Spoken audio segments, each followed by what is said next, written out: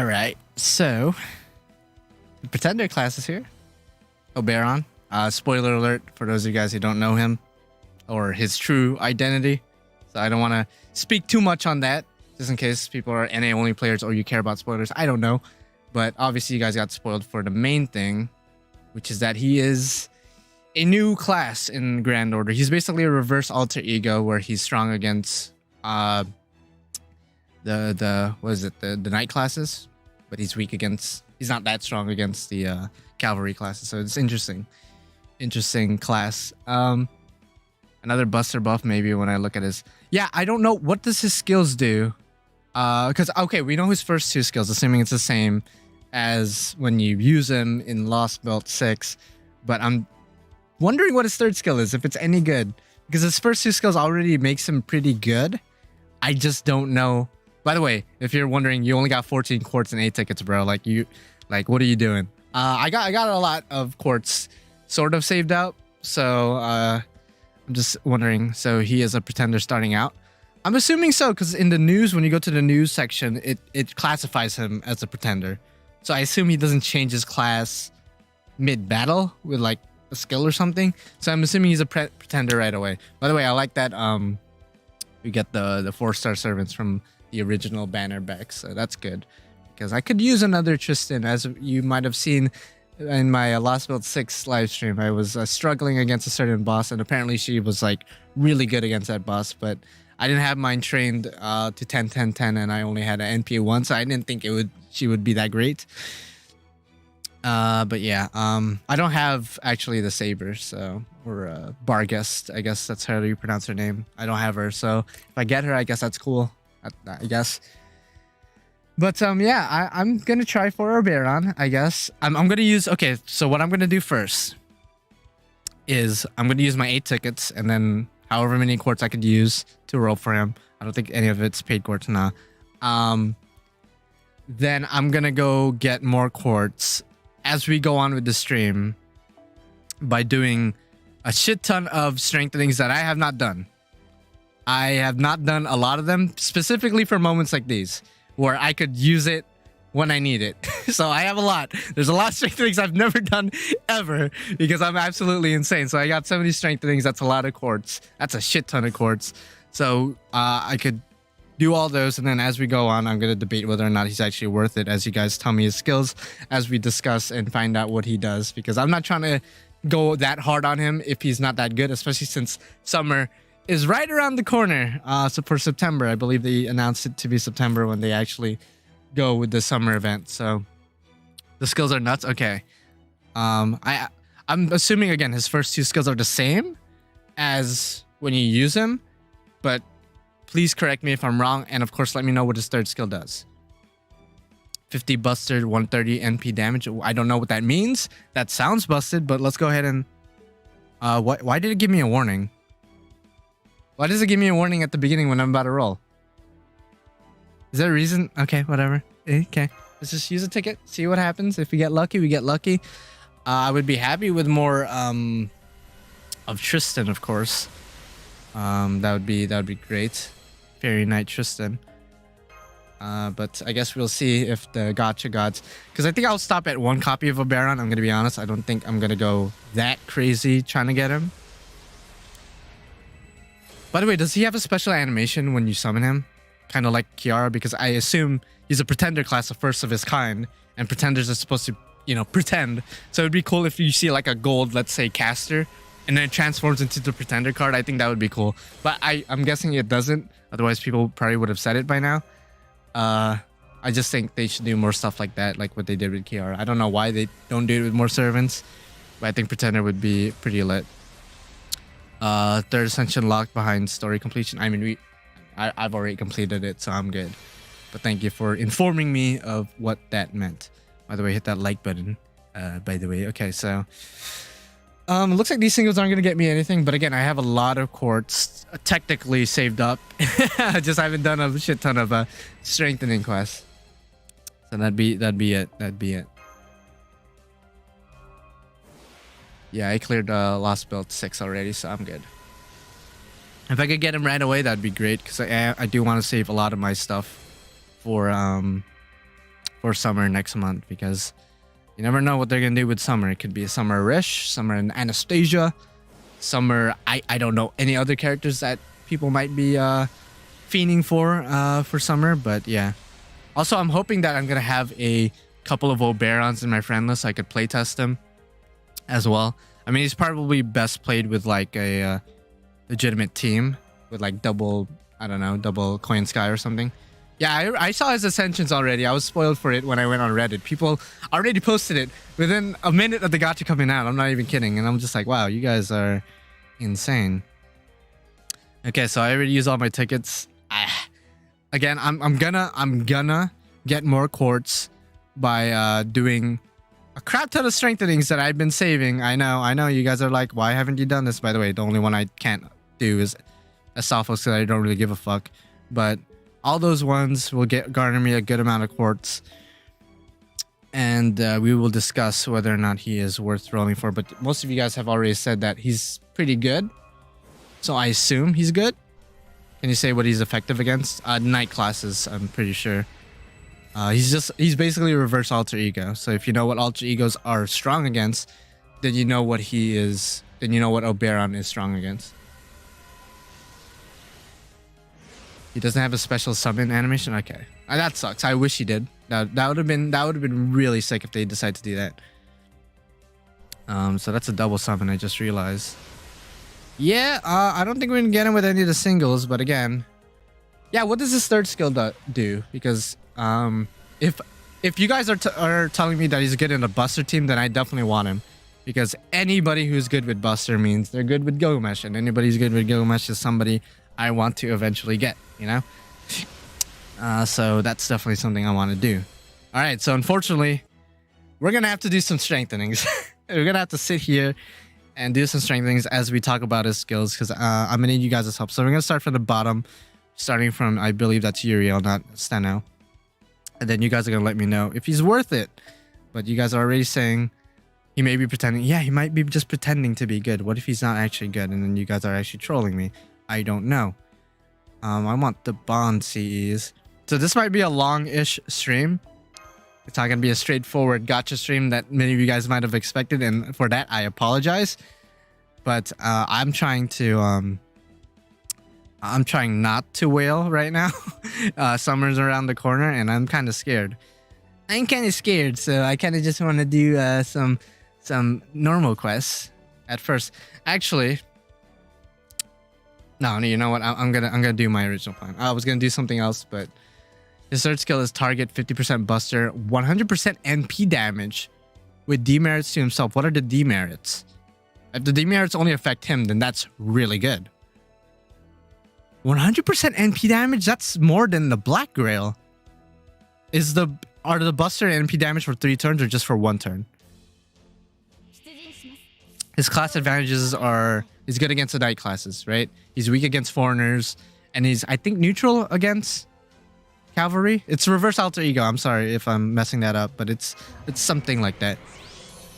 Buster up 50%, 1 turn, okay, 100% MP damage. I believe that's 1 turn as well. That would be broken if it was 3 turns. But after turn, they're gonna get debuff, sleep, taunt, and can't be dispel. Ooh, wait, him? Oberon or the character you buffed up? I'm assuming it's the character you buffed up. That actually kind of changes things. He's still good, because 100% NP damage is 100% NP damage, but the one that get buff, I think. Ooh, fuck. Well, I guess in a 3-turn environment, you're only going to use that skill at the 3rd turn. So it doesn't really matter if your servant goes to sleep, I guess. By the way, I'm doing that so I could get more NP out of her Noble Phantasm. It's only applied for when the unit has NP damage up already? Really?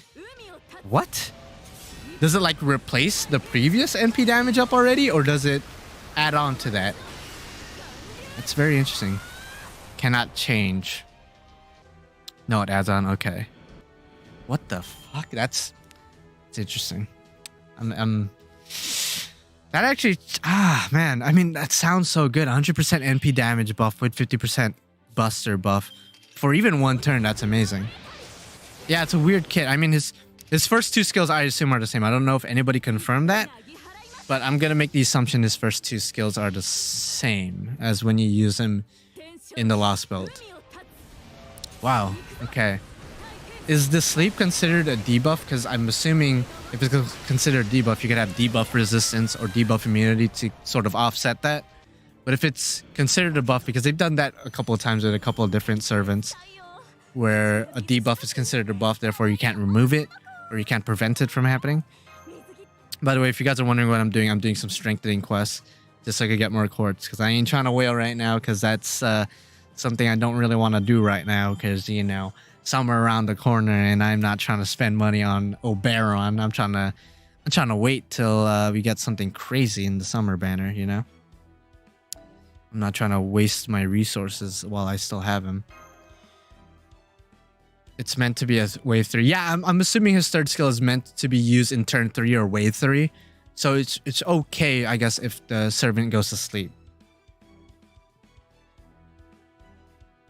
He also applies a 3-turn taunt on the sleeping unit. Sleep unremovable and cannot be blocked.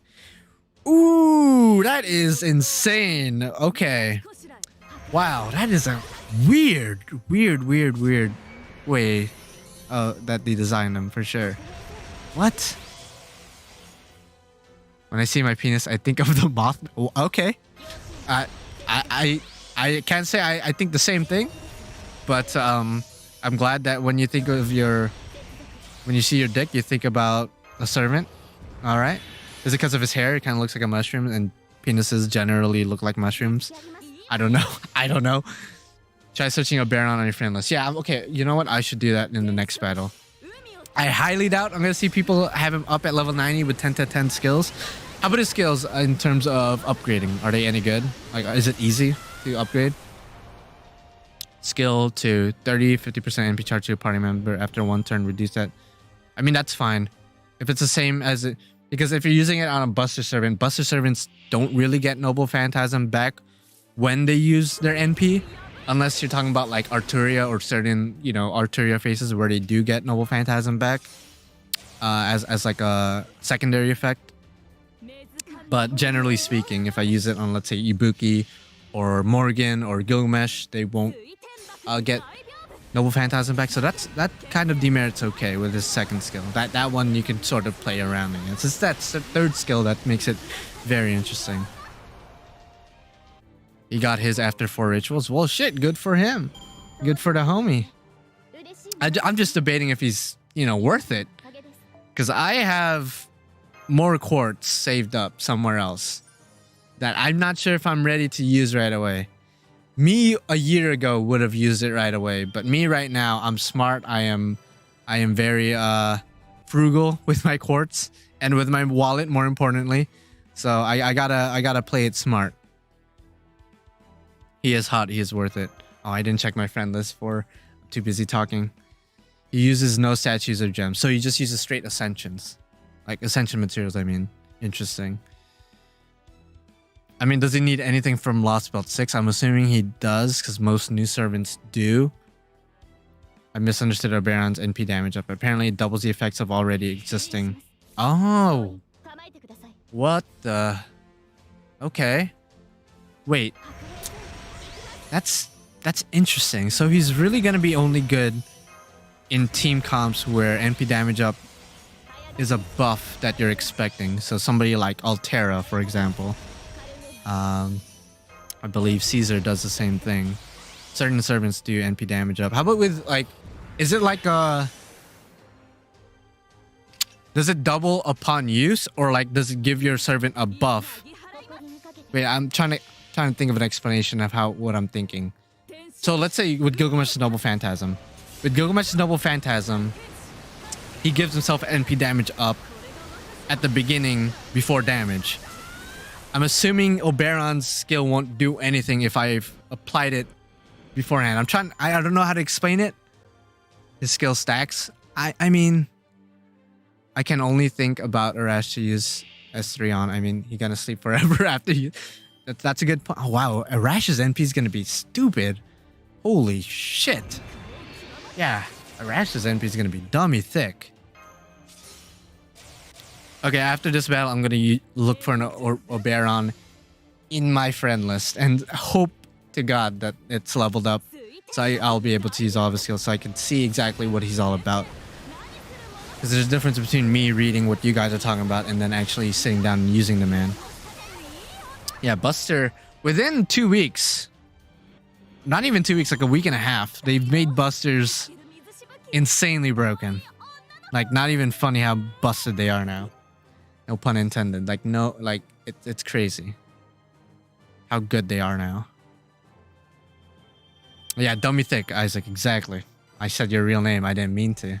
By the way, I literally left the Discord and just went straight here, which is hilarious. I'm assuming you guys got a notification or something. Anyway, okay, let's go look for Oberon, Pretender class, new class.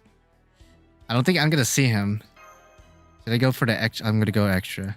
I don't think I'm going to see him. If anybody has him in the chat, I'll add you real quick. And if you want, I could keep you forever, and then I could playtest him. I don't know if anybody has mentioned if they got him or not. Let's see.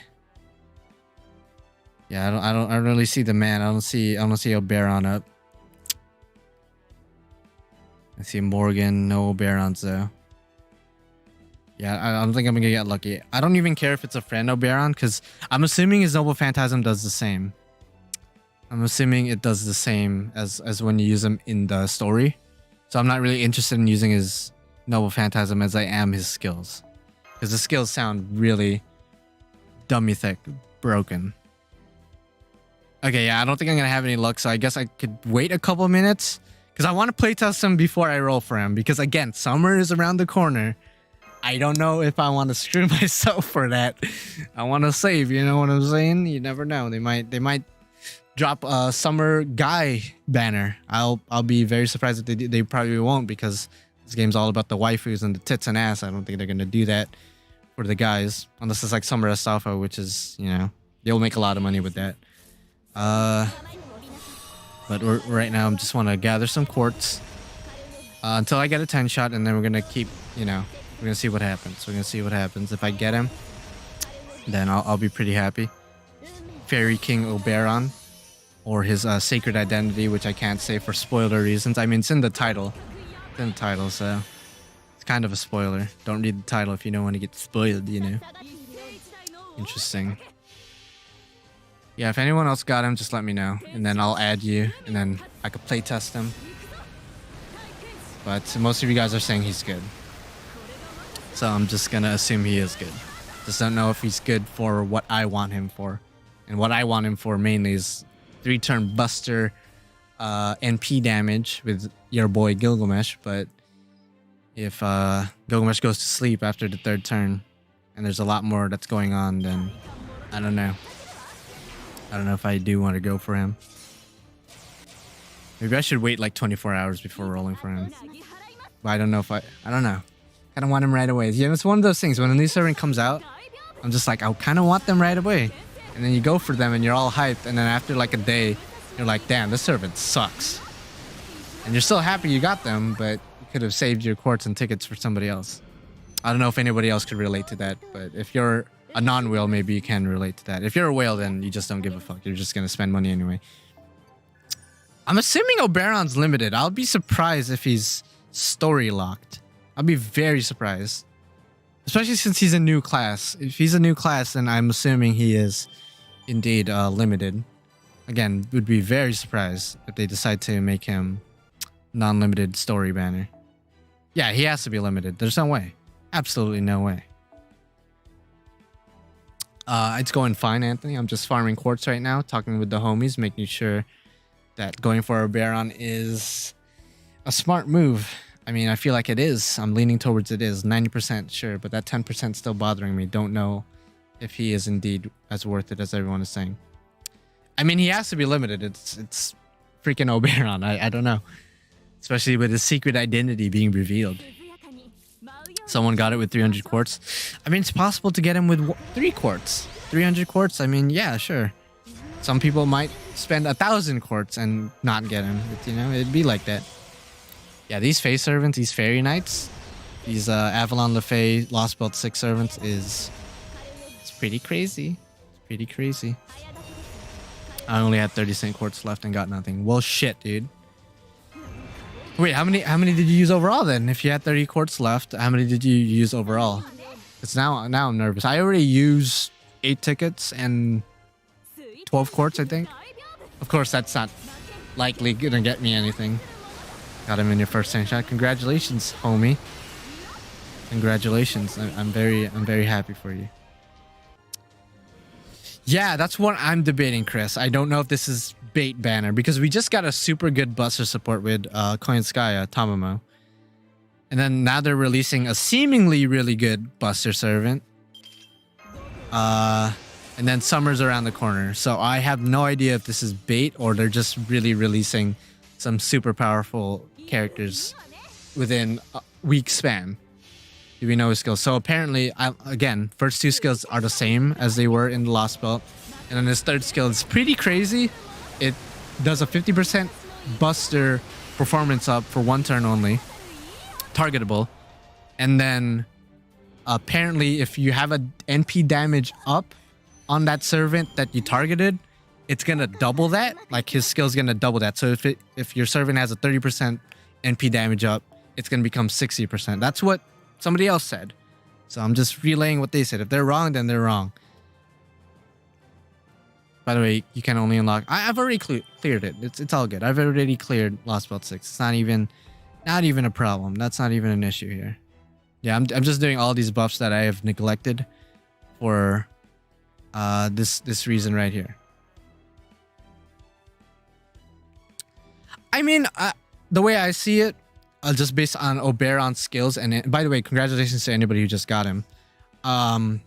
The way I see it with Oberon and Koinskaya is obviously super good when it comes to farming, when it comes to 3-turn farming with buster teams. That much is clear. Oberon seems to follow that same sort of pattern where he gives 70% overall to a single servant. So he's going to be really good with farming as well. But again, the way I see it, Merlin is still better when it comes to longer challenges, boss battles. At least I think so. Obviously, Koinskaya just came out like a week and a half ago. Oberon literally just came out today. So we would have to wait until, you know, a new battle in New York or a new tournament type event where we could actually play test these servants in challenging environments. But I think Merlin still edges out, at least for me, when it comes to, you know, he heals the team, he protects the team. He gradually gives NP to the team. He gradually gives crit stars to the team. Those are things that the other 2 servants don't do. The other 2 servants, you use their skills right away and then that's it. So I think Merlin's still pretty powerful. Just not...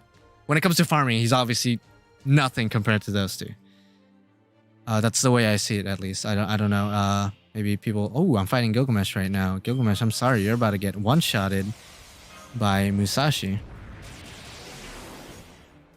His 3rd skill doesn't stack, so in my eyes, the play is Oberon plus Koinskaya plus your buster DPS. Okay.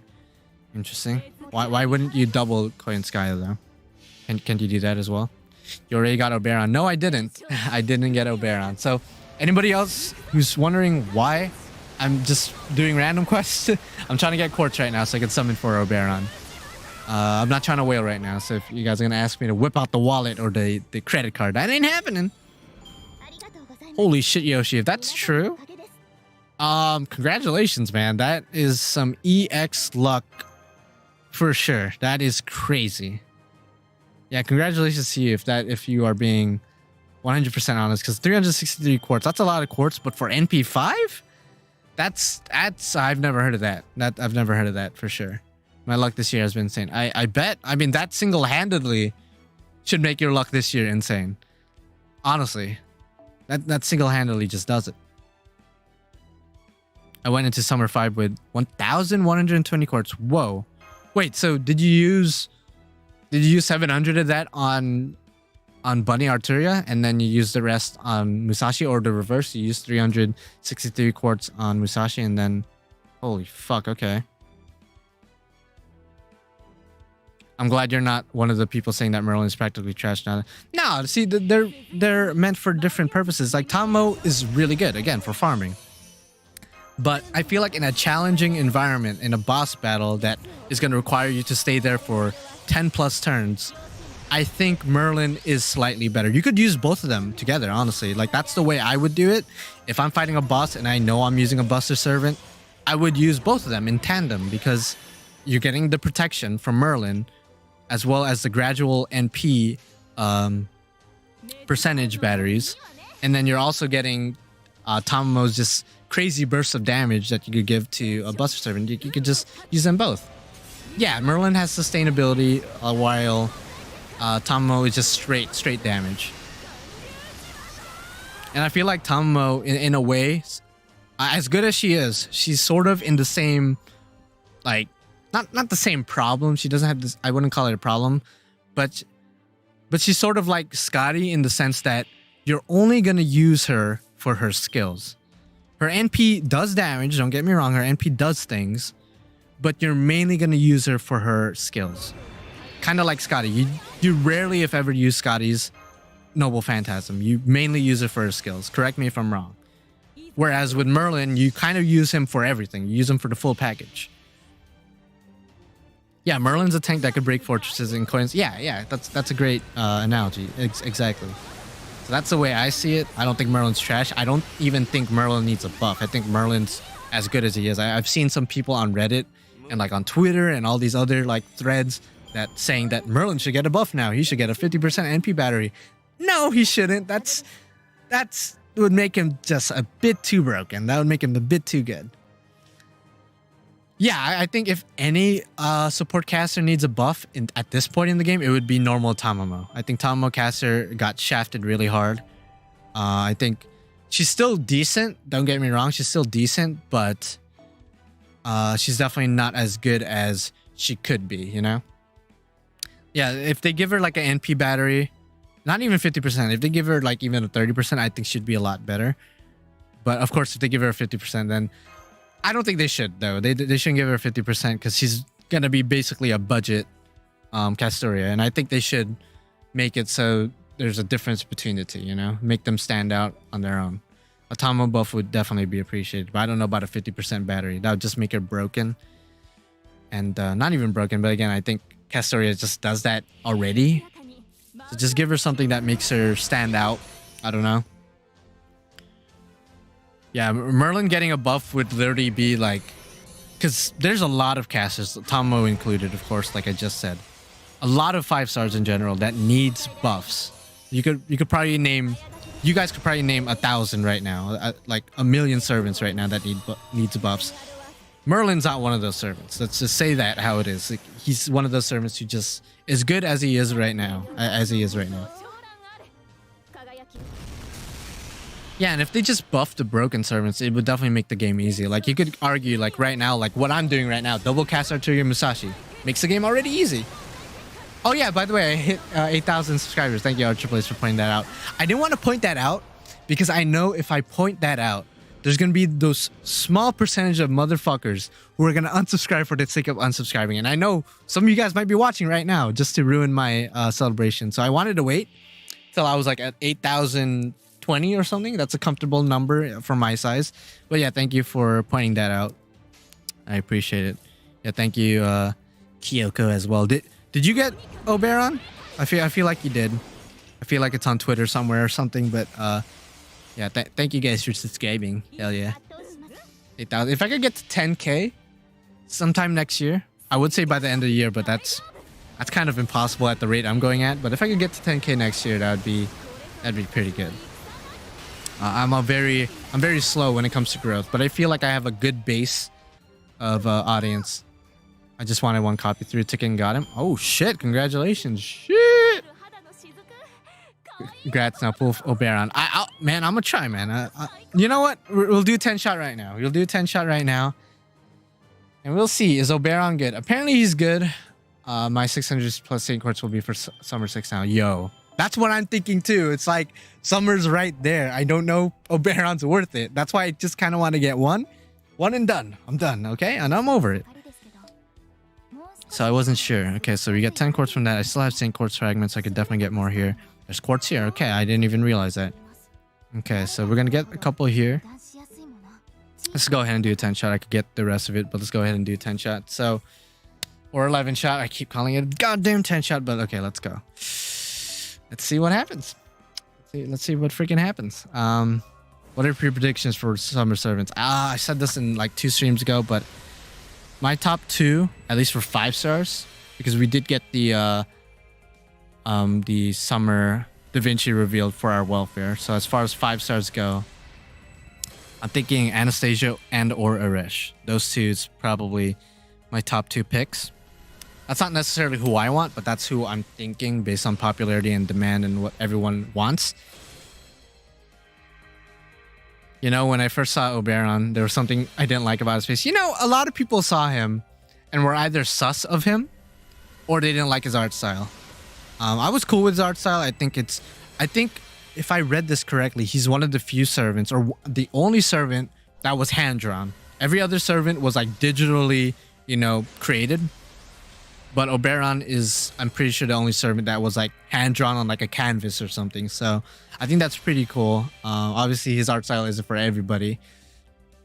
But I think it's cool that he's one of the only hand-drawn servants, if not the only hand-drawn servant. It makes for, you know, diversity in Grand Order, and I like Grand Order for the fact that it showcases different art styles and whatnot. See, I'm complimenting you right now, Oberon, so if you show up, you know, that'd be great. I was already cool with your art style. I thought it was interesting. Yeah, I think everyone was sus of Oberon. Just looking at his face, you're just like, there's something about you, man, that you're hiding something.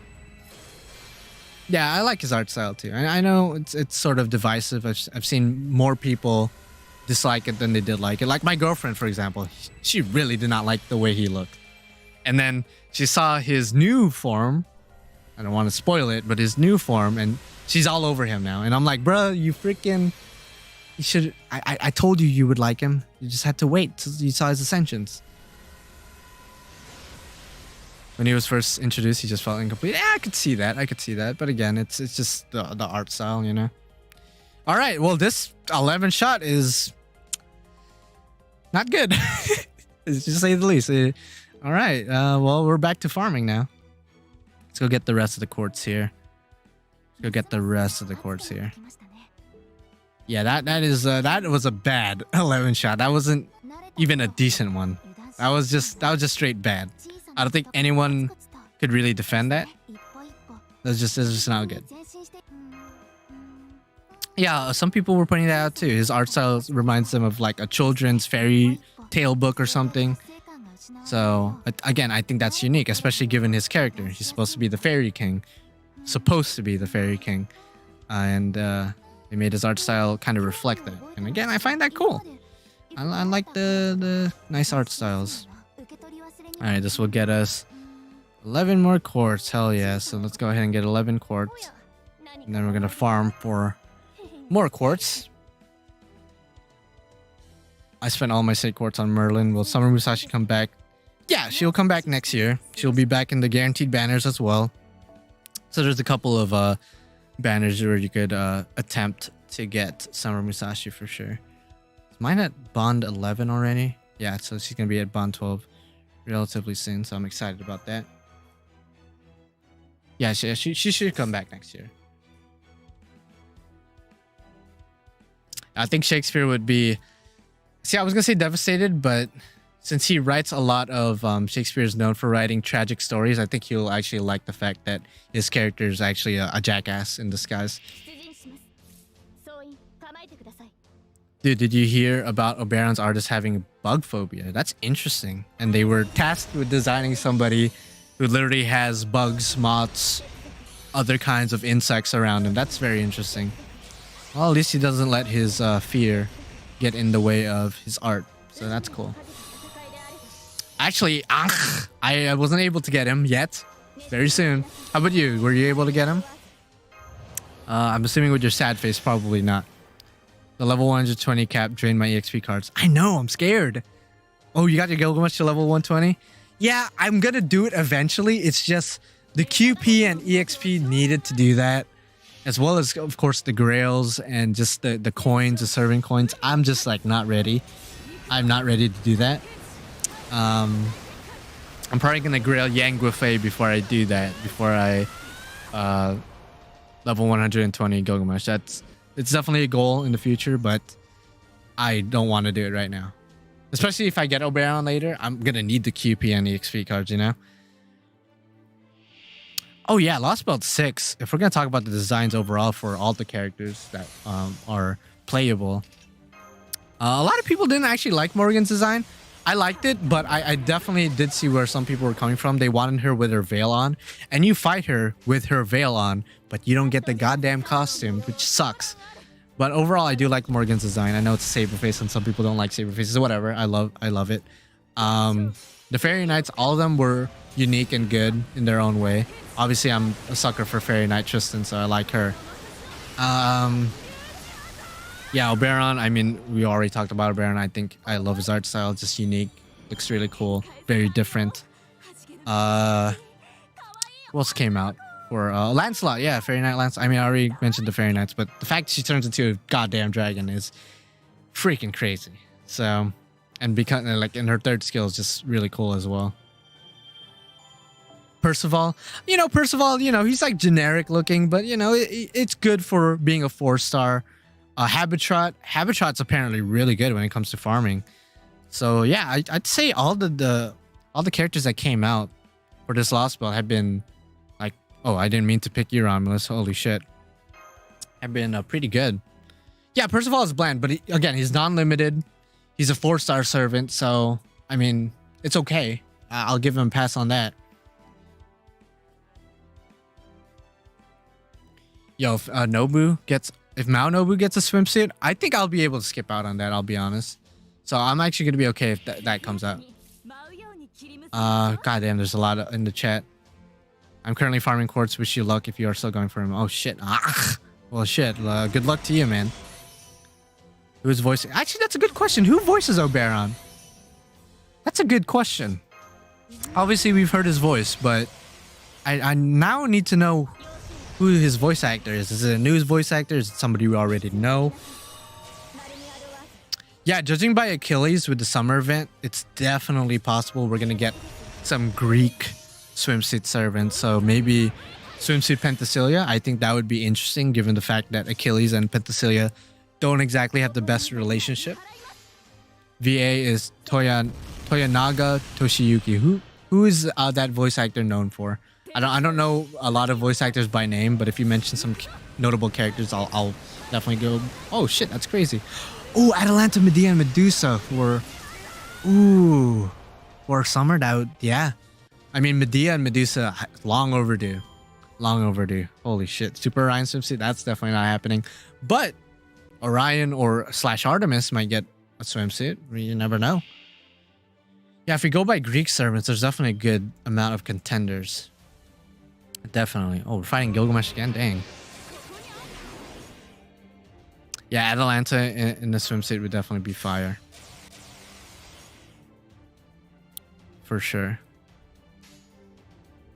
Or, and at least one... Oh, Kama. Yo, Kama. Swimsuit Kama would be fucking crazy. Oh, man. I am... Yeah, that's what I'm saying. That's like, I want to go 100% for Oberon. But again, we got another month until the summer banners. You never know. And the summer gachas are usually when shit goes down. When they open the floodgates and everything goes crazy. When everyone loses their money, everyone loses hope, everyone loses, their credit. My guess is Summer Say. Ooh, Summer Say. Yeah, that would be cool. Summer Yang would kill me. I'm going to be honest. Summer Yang would be... Summer Drake. Yeah, that'd be an interesting servant to do. I mean, I feel like it's already been it's been years since her initial release, normal Drake, that I feel like doing a swimsuit right now. I don't know if that would work. I mean, but you never know. I mean, of course, Medea and Medusa have been in the game for a while. They've been part of the series for a while, but I think they're fan favorites enough that eventually they're gonna get a swimsuit. So, yeah, Summer Yang. Yeah, that's it. That would be an oofy poopy scoopy. If there is a Summer Yang, I hope she's a 4-star so I could just get her like right away and then I'm done. Over. Just easy. Oh man.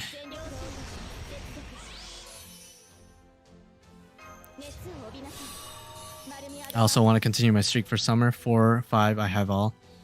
Jesus Christ. Well, we'll see, man. We'll see.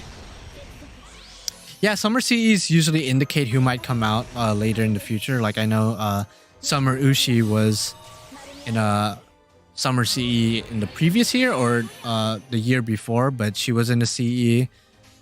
Several other servants as well, so it's definitely possible because Yang was in the Summer CE. Yeah, Soul Spirit, Summer Yang would be lit McGitness, so you know, Ashley has a fat ass and all that shit, you know what I'm saying? Yeah, Yang's been out for a year, so definitely possible for her to get a swimsuit. Yeah, especially since Abigail got one, and then, you know, Hokusai was in the Summer CE, and then they gave her a summer, you know, version as well. So I feel like to keep the trend with the foreigners getting summer outfits makes sense. It makes sense for a Summer Yang. I would prefer if not, just so like I don't have to roll, but you know, we'll see. Will Enkidu be a summer servant or a male costume?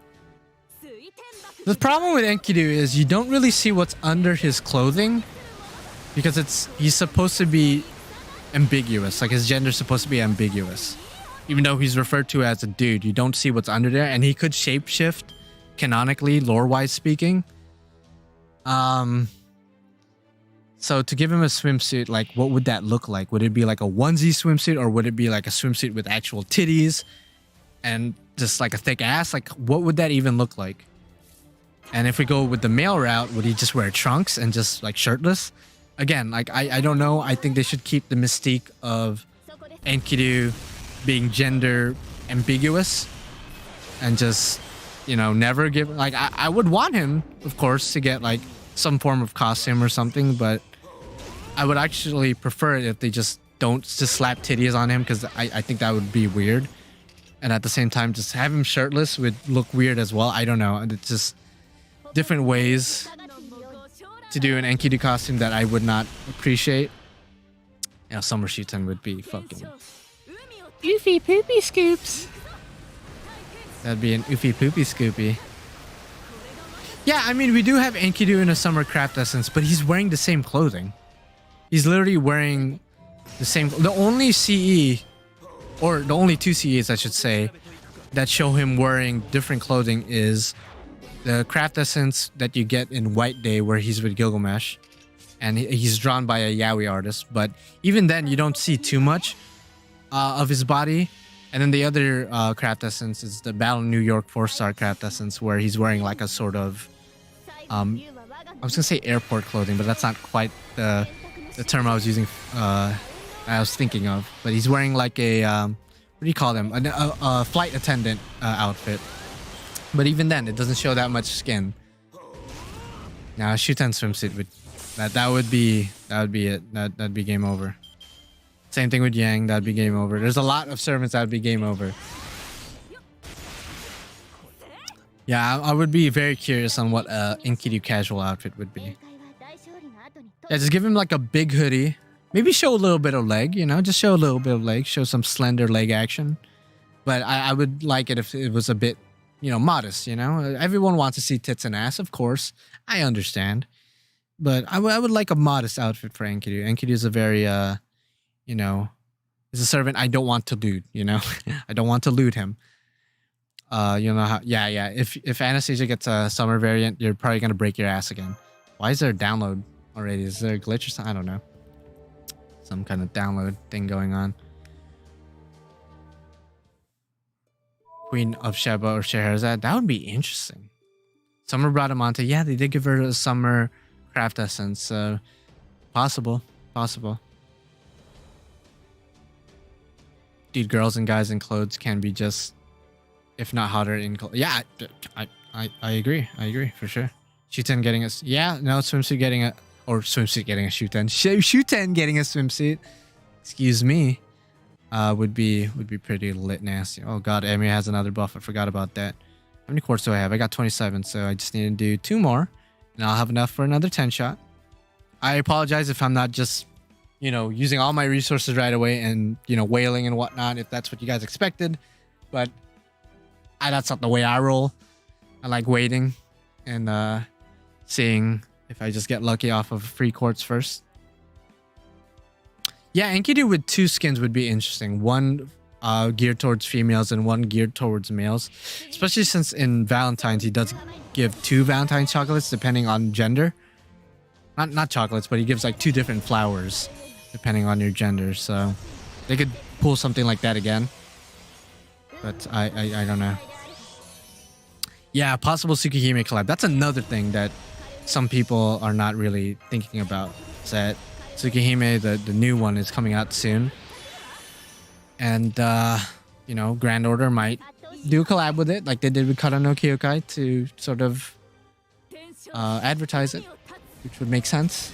So that's kind of scary, because if there's like a 5-star Aquid banner, then Oofy Poopy Scoop, that would be it. Dude, I see Tsukihime next year to make Lostbelt 7 year more hype. Maybe they could do it next year. They could wait a little bit after the Tsukihime game comes out, and then next year they could drop the collab if they really want to do it. Yeah, because imagine this month we got the Koyanskaya to come out, which was already crazy. Which not only that, she brings back Buster, and then within a week and a half span we get Oberon, who seems to be a pretty good Buster servant in his own right. And then we get the summer banners, which might have Erishgal, Anastasia, and then throw a Tsukihime collab in there. That's gonna be a literal 2 months of just fuckery, just straight fuckery. I kind of want them to just spread out the fuckery. I don't want them to just go balls deep with everything. Yeah, save some good shit for later. You know, a couple months, maybe a year. Save that for later. Summer Valkyrie would be good because you have 3 different Valkyries. So yeah, Summer Valkyrie would be an interesting choice for sure. Yeah, the wallet would be destroyed. The banks would get destroyed. Just every form of withdrawing money or using money would just be abused to all hell and back. Oh yeah, theme for summer, because obviously for NA right now we got the casino, gambling Las Vegas summer event. The year before that it was like doujinshi, a doujinshi themed event in Hawaii. So I wonder, this year might be just because of Achilles' costume. Because Achilles' costume, if you guys didn't realize, is heavily inspired, at least I think so, and a lot of people also think so. It seems to be inspired by Pokemon. So what if they do something interesting with this year's event and make it like, not Pokemon themed per se, because that's called copyright, and we're not trying to get a copyright strike in, or not a copyright strike, but copyright issues with Grand Order and Pokemon. But maybe like we catch like demonic beasts, maybe we catch servants, I don't know, something interesting to think about. I think that would be a pretty cool theme for an event. Yeah, Kaijumon, just something. They could do something crazy and creative with that. So I'm just going off of Achilles' design for his summer outfit. He has like Pokeballs, but they're in the shape of squares, and then he has like a little Tarask, like the dragon that's with Saint Martha on his shoulder. At least it looks like Tarask. It's like a baby chibified Pokemon version of it. So maybe there's like gonna be like baby demonic beasts. Maybe like the Bull of Heaven might be part of it. I don't know. They could do a lot. Like again, they could literally do a lot with that. Maybe like a baby version of, because you guys got to think about this too. They did reveal Achilles as the 5-star summer outfit, but what about the 4-star and the 3-star? Usually, along with the 5-star, they also release a 4-star and a 3-star. Who will that be? I don't know. Kind of want a summer coup with the Hawaiian outfit and the fishing pole, but we don't know what they're going to release. And the 4-star, I have no idea as well. So there's a ton of things they could do. Especially if they go with the Pokemon catching theme. Yeah, Summer Coup with his fishing hook, that would be perfect. Because, you know, when you fish, you're catching fish, right? So that would work. That would actually work well with the theme. I don't know what the 4-star would be, but I think definitely a Summer Coup with his Hawaiian outfit would work 100%. If they do the theme like that. I don't know if they will. Again, just going off of Achilles' outfit.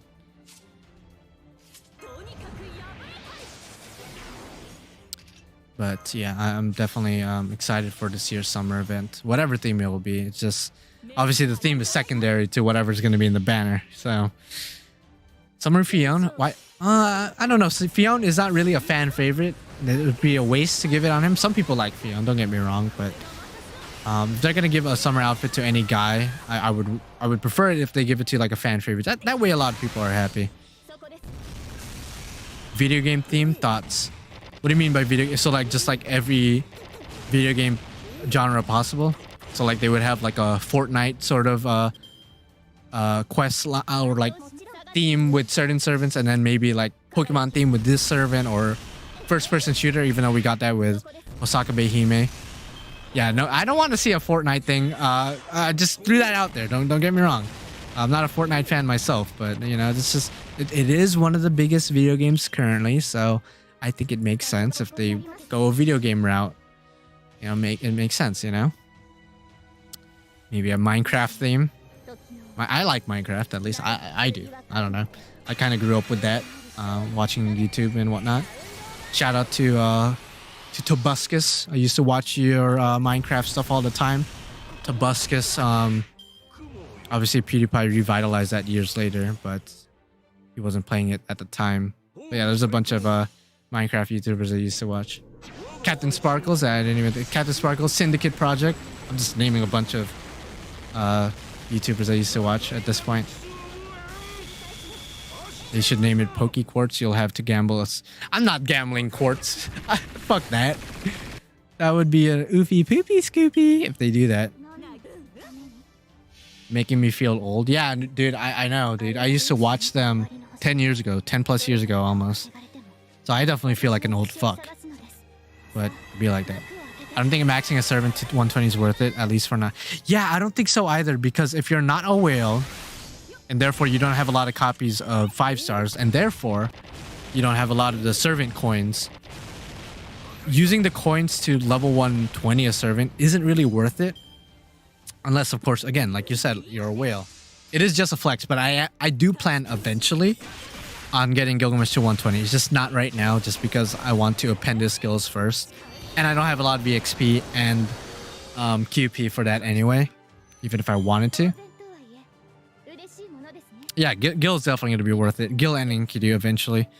I do know that they stated that the coins, even though they are favored for whales for having more copies and whatnot, NP5 plus, but I did read that the coins will be available in event shops and events in general. So I'm hoping that's true, because it did kind of, you know, rub me the wrong way when they released the coins, and then I found out you could only get them as of this moment by getting more copies of the same servant. So it's like, oh damn, they're trying to get people to whale more, to pull more. But the fact that you could get the coins in events, again, I don't know the exact amount. I hope it's a good amount, and I hope it's like a universal coin that you could use on any servant of your choosing. Because then if that's the case, I'm using it on Gilgamesh right away. So we will see how that goes with the next event, hopefully. Gil canonically should be level 200. I'd say level 300, but you know, they're not going to make a 300 cap.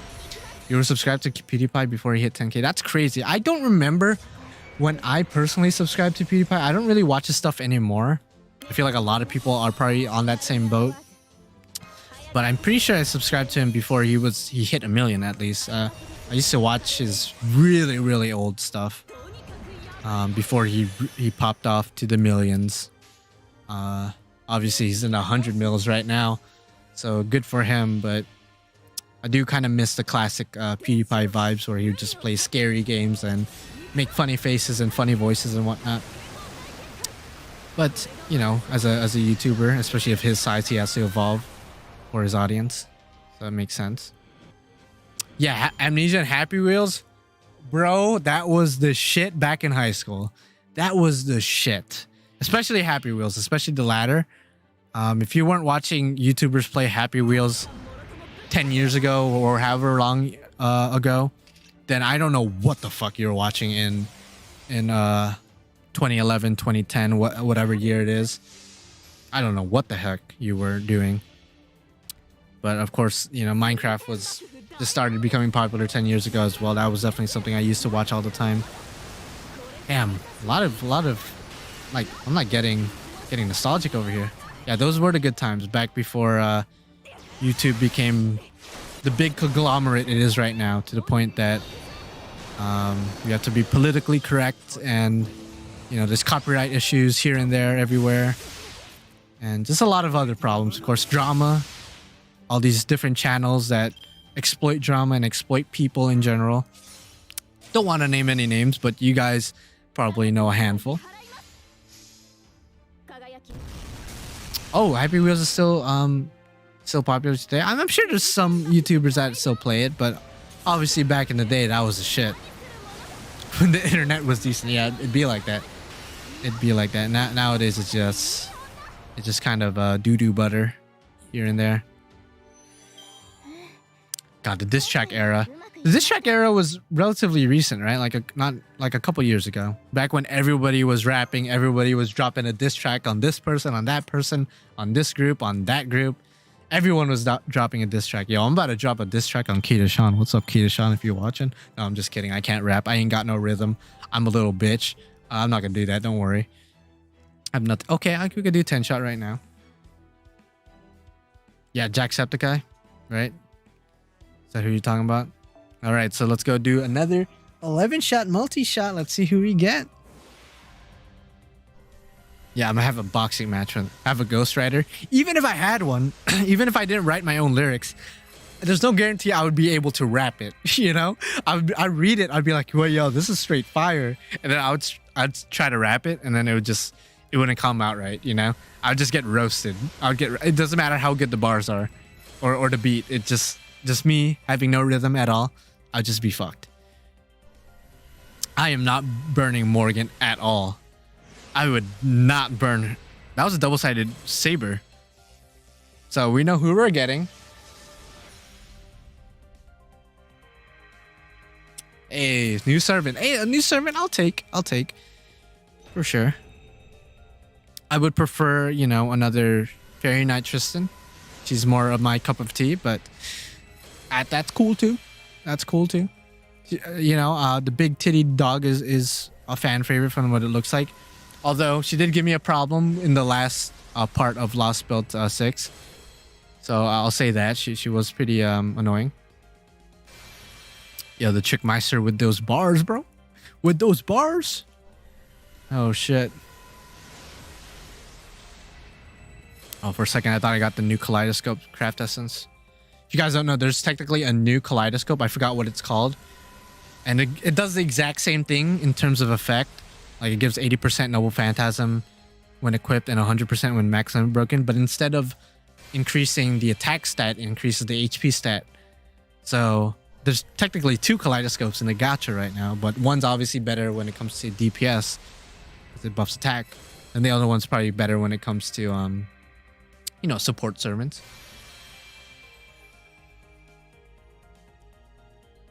Oh, you did Keita Sean's ritual for the first time, got Anna. Yeah, it works sometimes. It works sometimes. I feel like this 11 shot isn't gonna get me anything besides the homegirl, a big titty dog. That'd be great though if I get Oberon at the end or something. I feel like this is the last thing. Yeah, this 10 shot, it's a lot better than the last one for sure. Because we at least got somebody in the banner. Kind of wish Fairy Knight Lancelot was here too, but you know, it's okay. She's limited 5 stars, so that makes sense. She got like 3 costumes or something, right? So, pretty interesting that they gave her a shit ton of costumes.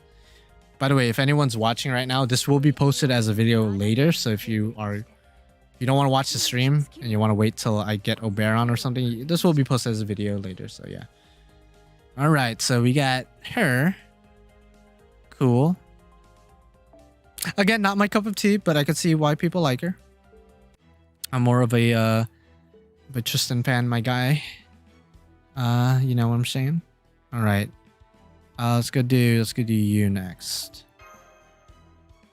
I started JP when Fairy Knight Lancelot came out, and at my first 10 roll, I got 2 copies for holy shit. Congratulations, man. Congratulations, homie. Yeah, there's definitely 2 big reasons why people like her for sure. The big titty dog. I don't know, it's just the design of Tristan. And just her proportions is just right, you know. She got them good proportions. Nothing too big, nothing too small. She's wearing some pretty appealing clothing. Her voice is nice. Her third ascension is kind of creepy, but it's cool. It's cool. I fucks with it.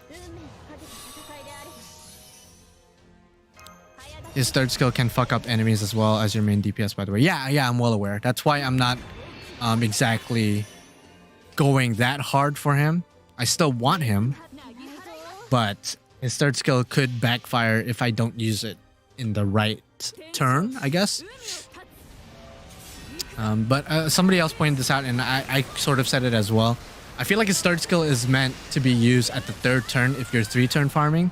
So it really isn't that big of a deal if your servant goes to sleep if all the enemies are already dead. If the battle's already done, it doesn't matter if your servant goes to sleep. It's okay. It makes me wonder if there's going to be a servant later that's going to be immune to sleep. That's just going to make Oberon that much better.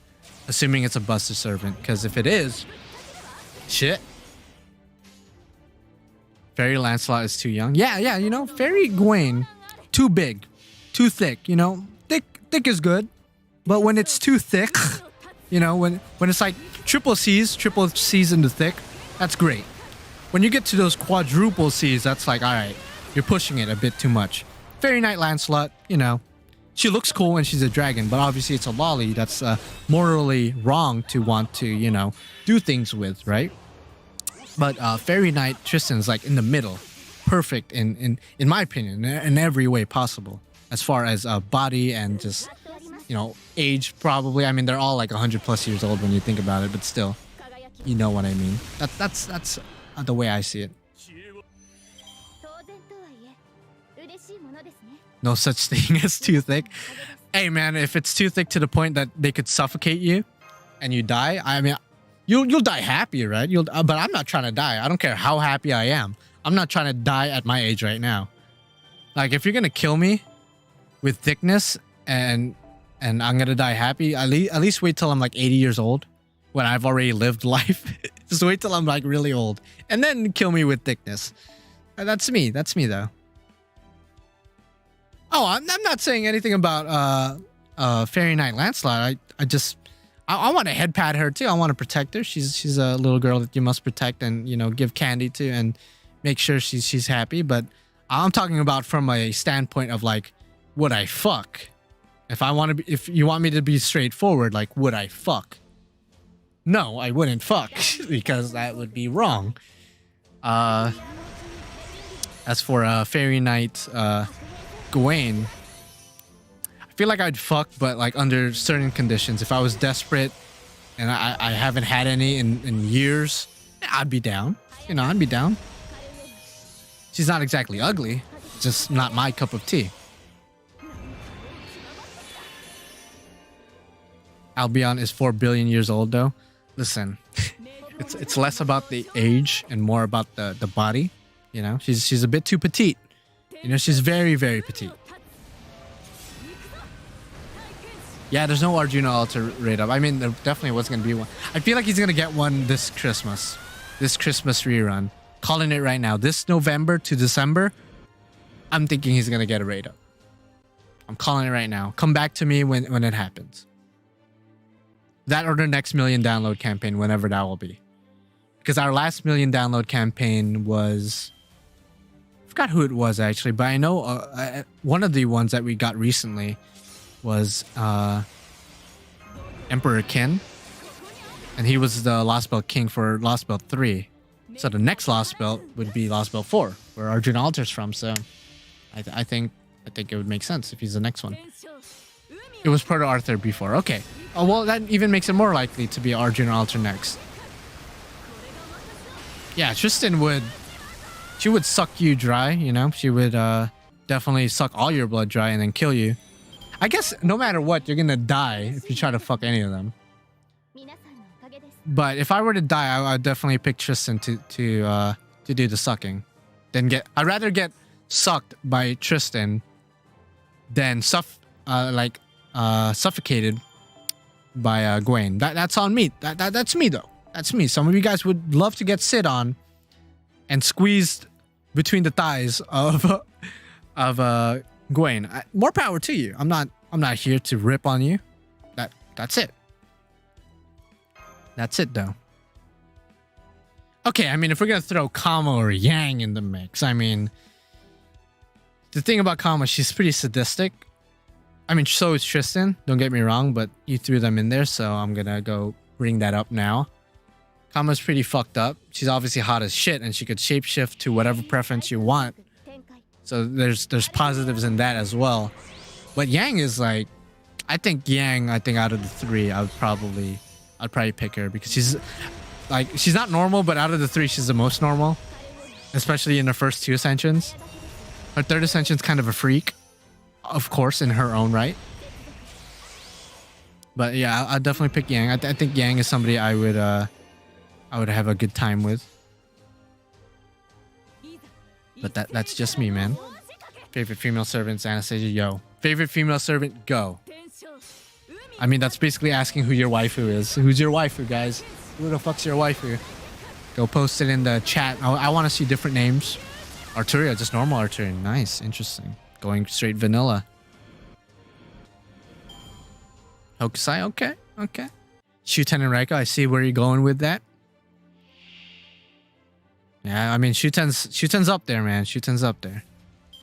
Favorite male servants, Gilgamesh? I mean, there's only one right answer to that. If you're not gonna say Gilgamesh, then, and you're not gonna say Ozzy, I don't know who you're talking to, man. You trying to fight? Spacers are Semiramis. I still want Semiramis. I don't have her in any of my accounts. Jalter Supremacy. Okay. I mean, Jalter, you know, a lot of people love her. Maonobu, Raiko, Melt. Yo, you got a lot of good answers here, man. What if I say Habitat? Can I nut her? Okay, I mean, the thing is, she's a fairy, right? She's a fairy. Fairies! So I guess human morals don't apply to her, per se.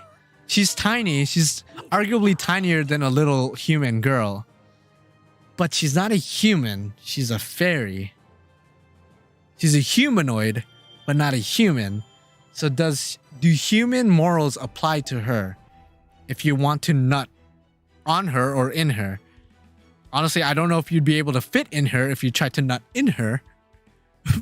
But theoretically, if you can, would it be considered, you know, fairies? Yo, hi Serena, what's up?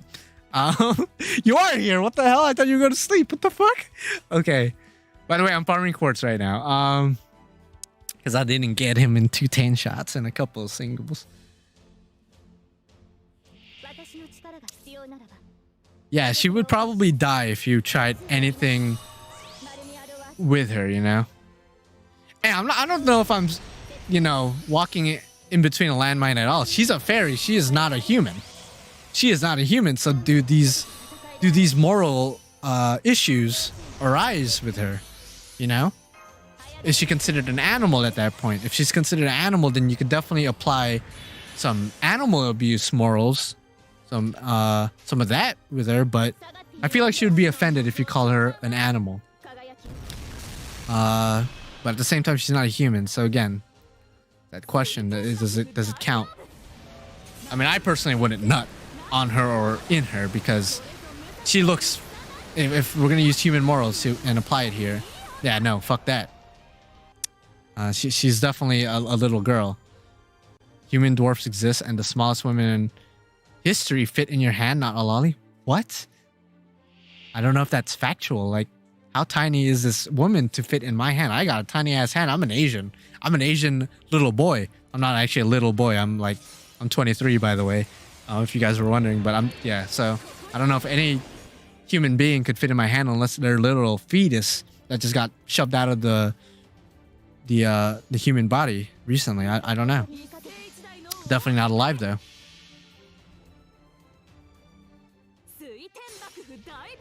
Stick on me, MC. I would not stick on you, even though your name's Tristan. I would not stick on you for sure. Evershot has a gut skill though. Yeah, but I wouldn't go in her guts, if you know what I mean. If Lolilot was in dragon form, what would that be considered? Well, dragons are just, you know, they're just lizards with wings and that could breathe fire. So obviously animal laws apply to lizards, so I would assume they apply to dragons as well. We really need a FGO out of context YT channel like the Dokkan one. I feel like you'd be... I mean, the things I bring up here are pretty controversial, to say the least. I feel like a lot of people would have a field day with clips of my live streams and my channel in general. I feel like when you watch Fate Grand Order content on YouTube or on Twitch, you're looking for three things. One, you're looking for guide/translation videos, which there's a good amount of those YouTubers out there. Mad respect to them. Second, you're looking for gacha videos, which is kind of my channel as well. It's a good chunk of it, right? But the main gacha channels you're looking at are like the mega whales and the people that spend thousands, hundreds of dollars on the game and are just spectacles to watch. You watch them for those things. And then there are people like me, the small minority who just say the weirdest shit and somehow gets away with it. Someday it's going to bite me in the ass, probably. But, you know, if it's entertaining, it's entertaining. It's fun for me to talk about. But are beings with sentience considered different from animals? Even if they're perhaps a dragon? I don't... If we say that if a being has sentience, that we have to apply human morals to it, I don't know. That's very... I don't know. Yeah, we're definitely going philosophical right now. I don't know. Because dragons are intelligent beings. And if we're going with Lancelot... I don't know. But I mean, I still wouldn't fuck. I mean, I wouldn't fuck a dragon to begin with, to be honest. I wouldn't fuck a dragon at all. That's not happening. I love dragons in the sense of like, I think they're cool and they're badass. And I would love to pet a dragon and ride one in the non-sexual way, of course. I'd ride one into the sunset. And then we would... we go through the skies and shit like that, but I would not ride one in bed or in whatever place a dragon would fit in where I would do the deed. But I wouldn't do the deed because I wouldn't fuck a dragon. What about Chloe? Chloe is literally ingrained with the want to drain you out of mana. She'll come at you. Listen. Okay, now we're definitely going to territory that's like I shouldn't talk about. But fuck it, you brought it up. We'll keep going with it. So obviously Chloe's a little girl, especially if we're taking her out of in the context of Fate Ilia. In Fate Grand Order, she's a servant, so technically age doesn't really apply to her. Obviously, biologically speaking or physiologically speaking, she is definitely a little girl, right? She's definitely a little girl, so we could confidently say that. If as a dude of legal age, you are, let's make the scenario as fucked up as possible. Let's say you were tied up, right? You were tied up. There's nothing you can do. You can't really do anything of your own consent, of your own volition, of your own choice.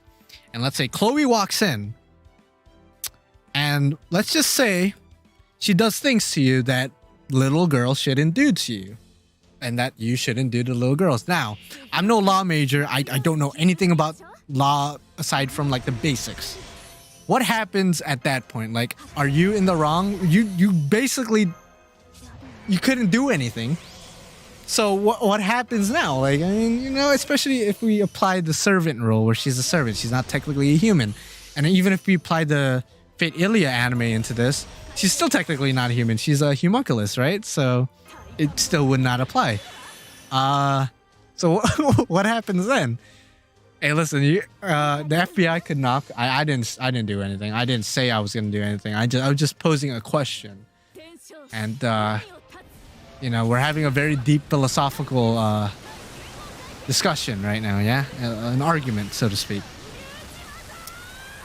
But I would say, yeah, you know what? I'm not even going to say my opinion. I'm not even going to say my opinion because my opinion might be controversial. It might not be controversial. I don't know. You guys don't know. I'm not going to state it just in case it could be used against me. But it'd be like that. It really do be like that. Yo, I'm hungry as fuck. You know, my friend had a funny observation. The reason why Morgan calls you a spouse and Lancelot calls us a lover is because they don't know what those words mean. Basically grew up without much humans. Yeah, I guess so. I guess the human vernacular doesn't really ring with them. Smash or pass Kiara? I mean, smash pretty much 9 times out of 10. The one time out of 10 where I wouldn't smash would be if I knew she was gonna kill me afterwards. She would probably still kill me, to be honest. But if I knew I would get away with it without any repercussions, yeah, I definitely would smash. Like that's not even a question. What do you homunculus fall under? You can grow a full adult in like a year. Yeah, somebody like Sieg, because if you put things into perspective with Fate Apocrypha, and I know a lot of people already don't like the Sieg and John dynamic, but I'm still gonna bring it up. So John is like technically hundreds of years old, right? She's hundreds of years old, but she's summoned as a servant in her prime, around 16 years old or something, maybe 18. I'm not sure. Well, technically she's summoned into somebody else's body who's older, so yeah, either way, an adult. And then Sieg is only a couple weeks a couple weeks old, and John fell in love with him. And technically he's not even old enough to, you know what I'm saying? I don't know. It's kind of weird when you think of it in those sort of lens. Like he's a kid. He's a baby. He's a fetus. But John trying to fuck. So is John a P word? I can't say the word because YouTube would fuck me up. But, you know, is John technically a P word? Let's say people's person. Is she technically a people's person by trying to go after Sieg? It's an interesting dynamic when you think of it in those in that way. Because John's pretty old. Sieg though is a little boy technically. He's a little boy up until Siegfried gives him his heart. Yeah, this is definitely fucked. Yeah, cool alter buff, man. Cool alter buff. Age is just a number. Appearance is where it's at. Boy? Yeah, I mean, if you think so, man. If you think so. If you think so. It'd be like that. Let's go deeper. Isn't the vessel of John the one that actually has feelings for Sieg and not John herself? No, it's John herself, because I think canonically speaking, if we're going to be serious for one moment, I think Laetitia herself said that it's John's feelings and not hers. And even when John and Laetitia separate, John is the one that seeks Sieg in the other side of the world and confesses his love or her love. So it is John's feelings, unfortunately, for any people who consider John their wife. It'd be like that. Little boy, but he has a dragon D, so it's fine. Boy? Okay. Yeah, I guess so, man.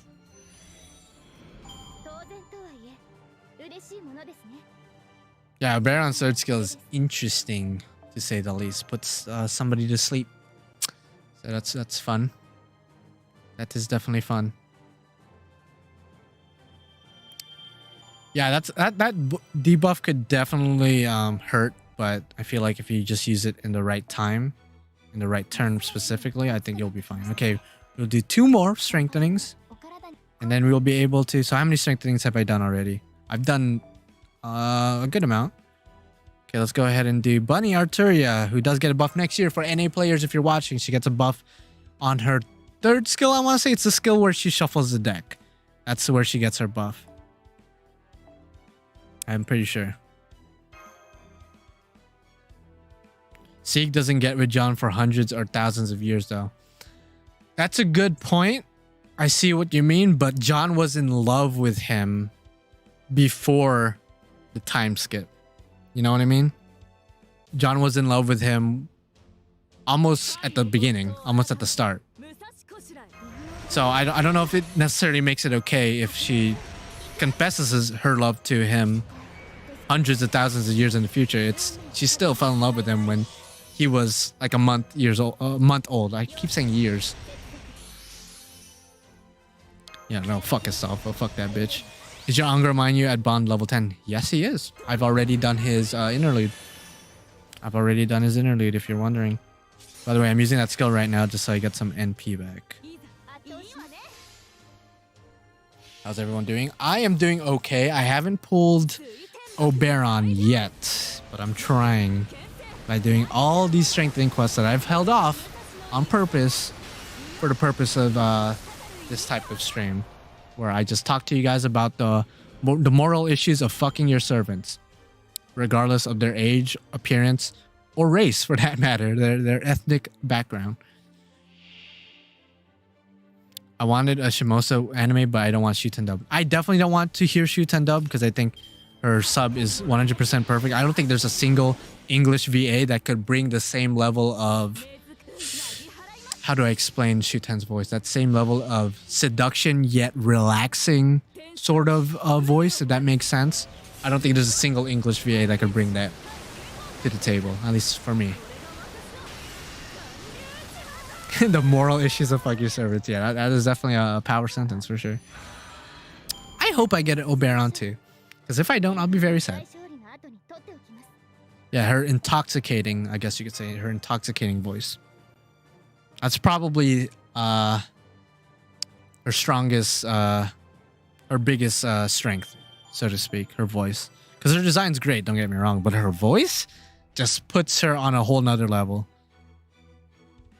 Okay, I'm gonna do King Protea's next because everyone loves King Protea. Let's go ahead and do her buff.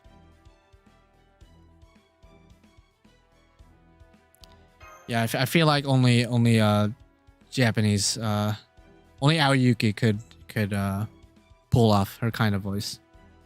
I feel like to hear it dubbed would be cringy, and it brings up a question that I brought up before, because for me, when I hear dubbed voice actors, not all of them, there's a lot of good dubbed voices, a lot of good dubbed work, anime, video games, etc. But a lot of the times too, there's a lot of dubbed works where I'm just like, that doesn't sound realistic, that doesn't sound real, that doesn't sound convincing, and therefore it's cringy. And I know that's kind of silly to expect from a fictional work, because if it's fictional, you don't really expect things to be realistic. But voices are something that I want to sound convincing, you know, that's what acting is, and that's what voice acting is. And I feel like Japanese voice acting just sounds a lot more convincing and realistic. But the question I wanted to bring up is, like, how do Japanese people feel about Japanese dubs? You know, like, do they hear it in the same way I hear English dubs, where I think it's cringy and unrealistic? Or do Japanese people hear Japanese dubs and they're 100% okay with it? It's something that I don't think I'll ever get the answer to unless I go to Japan and mingle with the folk there and ask them, like, yo, what do you think about Japanese voice actors as opposed to English voice actors or German voice actors or whatever it may be? I don't know. All Fate dubs should just be Matt Mercer voicing all the servants. Matt Mercer's a good... I actually have his autograph. I met him in arcade once. Funny enough. So shout out to Matt Mercer. See, Matt Mercer is one of those English voice actors that I actually like. I think his voice is convincing for the characters I've seen him voice. A lot of voice actors I find convincing. It's just English, for the most part, a lot of them is just like cringe-worthy shit. JP voice is more hardworking than English somehow for me. Yeah, I mean, I heard like the workplace, like the work environment backstage is a lot more personal than English. Like in English, you get the... From what I understand, from what I've seen from videos and like articles and whatnot, for English voice actors, for the most part, you get the script and you go to the recording studio and you just record your lines. Rarely do you ever see your fellow peers, your fellow voice actors, and interact with them as you would as the characters. Whereas like in Japan, apparently, like a lot of times when they voice act, they do it with the other voice actors there, with them responding with their lines. So it sounds a bit more realistic and it flows a lot better, which is apparently something that a lot of English voice actors don't really do. They don't really they just interact with a mic and like a producer or something, or director. Yeah, the Konosuba Castle, again, a lot of anime do it. A lot of Japanese voice actors do that, whereas English voice actors, and I don't know if it's the English voice actors' fault or just the way, you know, Americans do things. I think it just has a large thing to do with like, yo, just saying, 10 minutes ago we were talking about fucking servants. Now we're talking about some serious shit about Japanese and English voice acting. So I don't know. You get what you get with my streams and with my content, I guess. But I feel like Japanese people just take their work a lot more seriously. They pride themselves on what they make and what they create, whereas I feel like a lot of American businesses and a lot of American companies, not necessarily the voice actors themselves, because I met some of them and I've heard some of them in panels and whatnot, and a lot of them are passionate about their work. It's just that the companies and businesses themselves just care about the money and, like, you know, just getting the work done and getting that cash, whereas people in Japan actually care, you know. But that's just me. That is just me and my observations. I'm sure there are some exceptions out there on both cases, on both Japan and English voice acting. Prisma Ilia dub. I don't even want to imagine the Prisma Ilia dub, because they get really raunchy there on certain scenes. I just cannot imagine that shit dubbed. I literally cannot, even if I tried. That shit, that must be the cringiest shit on the internet or ever in anime history. So wait, what do servant coins do then? They unlock additional skills for the servant, for a given servant, and they also, you could use them to increase the level cap of servants from 100 to 120. But you need a shit ton of servant coins to do shit with them. So you would need a servant at NP5, bond level 15, because you get servant coins from pooling servants and from bonding with servants. You get a lot of it from pooling, so they're really trying to push people to pool more copies of a servant that they love. So it's a good thing I have Gilgamesh at NP5, because if I didn't, I would struggle. Also, a third way to get coins apparently is through events, but we haven't seen that yet, but they did mention that. But here, if I go to the menu here, there's a thing called append skills. So when you append skills, you click on the servant. Let's go look at Enkidu, because I have the most coins. So I could use 120 coins out of the 750 I have to unlock these additional skills. And these are passive skills. These are skills that apply at the beginning of the battle. Correct me if I'm wrong. They're not skills that you actually click on and decide when to use it. It just happens right away, I'm pretty sure. So, and all the servants for the most part have the same exact, appendable skills. The only difference is the third skill. From what I've seen, the third skill is different. Like Enkidu's, for example, his third append skill is 30% extra damage against berserkers. That's very interesting that they gave him the berserker affinity. But again, that becomes a passive. Whereas I don't remember Gilgamesh's one, but I think it's a different class. I don't think it's berserkers. But everybody has a different third skill for the most part. So everyone has the same first and second though. And another way to use them is you go try to grail a level 100 servant like Gilgamesh, and you have to use 30 plus 1 grail to get to 102. Yeah, more passives basically is what it is, but the passives are all the same across all the servants for the most part. But apparently you could get, so according to my math, if I want to append all of Gilgamesh's skills, I would need to use 360 of his coins. He's at 590 right now, so that's going to leave me with 230 left. And to get him to 120, I would need 300 coins, which I won't have with 230 obviously. So I need 70 more of his coins, which means I need to bond with him to level 15. He's at bond 13 right now, so I gotta hurry up if I want to 120 him, and or pull another copy of him, or wait for an event that's gonna give more of his coins, which apparently they're gonna do. So did he get Mothman? I actually didn't. I didn't, but I'm gonna get him right now. I'm gonna get him right now though. Yo, watch me get him right now. I'll freaking go crazy though. Nope, caster, okay. That's cool. That is crazy. Oh man.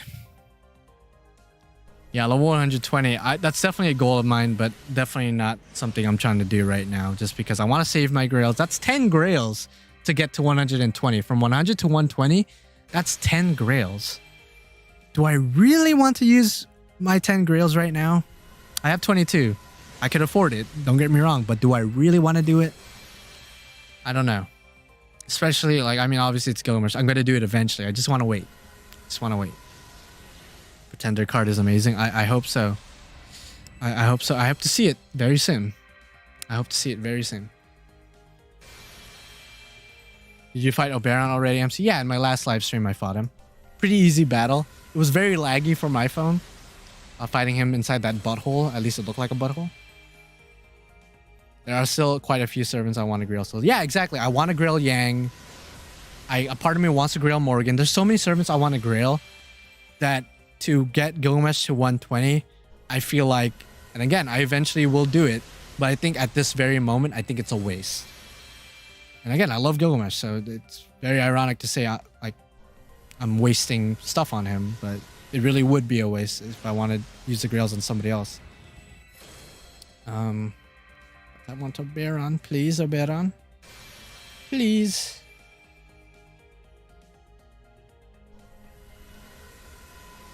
What I could do is just get him to 110 and just keep him there, but I don't know. Yeah, and I heard the climb to get to 100 to 120 is... That's a lot of EXP cards, a lot of QP, of course. Apparently, it's a huge investment. Yeah, I feel like I'll 120 somebody, like... If I were to give a time frame for it, I would say a year and a half from now, 2 years from now. Like, I don't see myself 120ing a servant, unless they give us like 10 grails right now. That 11 shot is hot garbage. So back to farming. Hell yeah, guys. What's up? Oh, man. We are not doing good.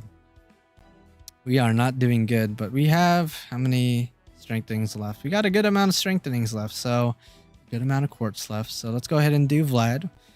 You know, I like to shit on Vlad every now and then. But, you know, he's giving us quartz right now. So we gotta do it. We gotta do it.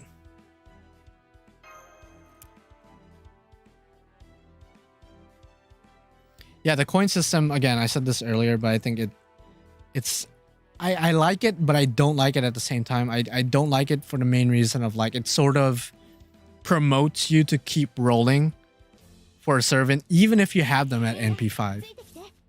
So I have Gilgamesh at NP5. Like 2 weeks ago, I would have been like, I'm never going to go pull for him again. But I'm not going to lie, a part of me wants me to get another copy just so I'll be able to get more coins, so I'll be able to, you know, append his skills and get him to 120 right away. But I'm not going to do that because apparently you can get coins from events and from bonding, so I'm just going to do that instead. But I could definitely see a lot of whales just not giving a fuck and they're just going to go for NP6 plus, which is kind of scary. It's kind of scary because people might spend a lot more than they might usually do. It's good for DW, don't get me wrong. It's good for the game because it's going to give the game more revenue and more money and whatnot. But still, it's scary as a player because I want to get a 6 copy now and I don't want to do that. Well, I am tempted. I should rephrase. I'm tempted to do get a 6 copy of an NP5 servant, but I don't want to do that because I feel like it's such a waste. Such a waste of quartz and money, in my opinion. All right, I'll see you, Lady Jessie. Good night.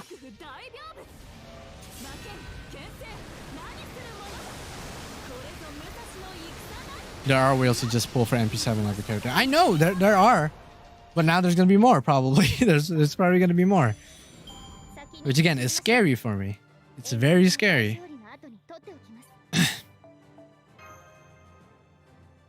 I heard to level up servant to 120, you need a total of 12,000 plus or 22,000 EXP cards. Don't hold up my words. I'm not really sure. I'm not surprised. I'm not surprised at all. I bet it's an obscene amount. I would not be surprised if that was factual. Let's go do Ku. I feel like I've been holding off Ku's buff for a while. There's so many buffs I've just have held off just because. Yeah, you know, 1 free grail a month. Like, I always wanted that, but at the same time, they kind of did that in the beginning of the year with the grail front events. The grail front events gave you items that you could trade to get grails from the shop. I feel like if they just did a grail front event every month, that would be great because I love the grail front events. I'm one of the few that actually does like those mini events. But they're cool too because they give a grail. So, I mean, they're easy events too. So, like, I would consider it a free grail. It's like not that much work. It's just gotta play the game, and you know, win the battle, and then you get the items for the grails. I think that's cool. You also get tickets. No, wait, you don't get tickets. You only get the grail thing. I'm pretty sure. But yeah. Incoming 10 coins per event. Listen, if it's 10 coins per event, that's fine. As long they give us coins in events, I am cool with how many they will possibly give us. Holy shit, my playmat, I don't know how that happened, but it just got stuck to my desk. Now it's all weird and disgusting. Did it melt? I guess it melted. Okay, that's very off topic, but yeah, it just caught me off guard. I'm kind of sad now my playmat's ruined. But I guess it'd be like that. Anyway, yeah, Grail Front is awesome. I think it's one of the funnest, easiest events. Yeah, universal coins. I hope that's gonna be the way they do it. If it's like event, like, you know, only servants that are relevant in the event that get coins, that's gonna suck. Because I would have to wait for a Gilgamesh event to get more Gilgamesh coins. So I definitely would like it if it's just, you know, they give you universal coins, and then maybe somewhere in the shop or something, you could trade those universal coins for the coins that correspond with a certain servant you want.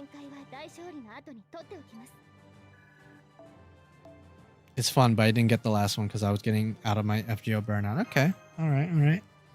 Yeah, I personally think it's fun. As for Fgo Burnout, that hasn't happened to me yet.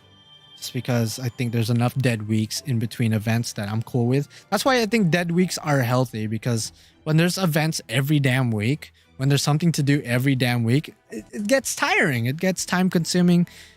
To me, that makes the game less, I guess, playable, just because I don't want to play the game for 5 hours a day every day. That's not the person I am, and I feel like most players are like that. Not every player. There's a lot of players for sure that want an event every week, which is good for you. But I enjoy the dead weeks because it just gives me time to do other things in my life and to make me, you know, get hungry for whatever event that they're planning for next, you know? After that earlier heated discussion, I would be surprised if the game mat didn't melt. Yeah, I kind of sad that this mat melted. It's like a limited edition Anime Expo playmat. Which Anime Expo is coming back next year. At least that's what they said. With the new Delta virus, though, I'm not sure. But let's just keep our fingers crossed. I'm excited to go back to Anime Expo and, you know, mingle with the fellow Fate Grand Order players, you know? I've got him at level 90. Oh, Oberon to try him out. Okay, I'll be sure to bookmark your friend code. Make sure it's all good. Okay, so after this battle, I don't know if I have space in my friend list, but if there's somebody who hasn't logged in a day or two, I'll delete them to make space, and then I'll try to add you. Just be sure, if you want to be kept in my friend list, that you stay logging in every day, because I usually delete people who stop logging in, just because it's like there's no point in having you in my friend list if, one, you don't log in for me to use your servants, and two, you don't log in to use my servants, you know? So just make sure you log in, play the game. You don't even have to play the game, just log in. Is B6 going to be the only story chapter this year? Probably. With how big it was and how much they spread it out into 3 separate parts, I think it's most definitely going to be the only part of this year. Only story chapter this year. If anything, they could probably do a 6.5 in the end of the year or early next year. But yeah. Yo, if they called it the figure class, that would have been perfect. That would have been perfect. But Pretender, I guess, makes sense within the context of what Oberon did in the story. And Figure class does exist in Fate Strange Fake, I believe. Could be another Fate spin-off, but it does already exist. Yeah, there'll definitely be a 6.5. There's like a little orb in between Lostbelt 7 and Lostbelt 6, which they did with Lostbelt 5.5 as well. So, all right, so I got to add the homie. Make sure I got... no, I don't have space in my friend list. Please. Okay, this person hasn't logged in today. It kind of hurts me to unadd you. Yo, his servants are good. He has an NP5 melt. Okay, this Jack account, that's actually my side account, so I gotta log into that. I gotta take my own advice. Oh man, I don't want to unadd anyone right now. But I guess, oh man, that NP5 melt though, that might come in handy. I'm gonna have to unadd you. I'm sorry. If you're watching right now, I don't know if you are. You're probably not, but I'm gonna go ahead and add this person.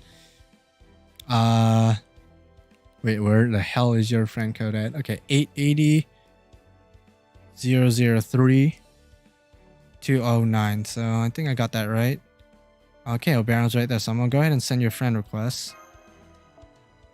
So go ahead and add me when you can, my guy.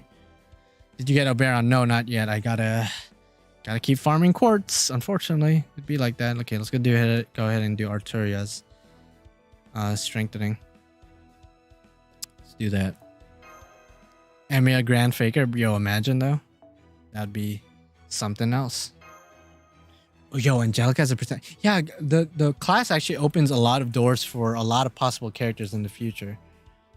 Like an Angelica pretender class. Angelica, if you don't know, is the character in Fate Ilia who has the Gilgamesh card, so she's able to utilize Gate of Avalon and Ea. So having her as a pretender would actually make sense. Oberon kit is weird. It is indeed weird.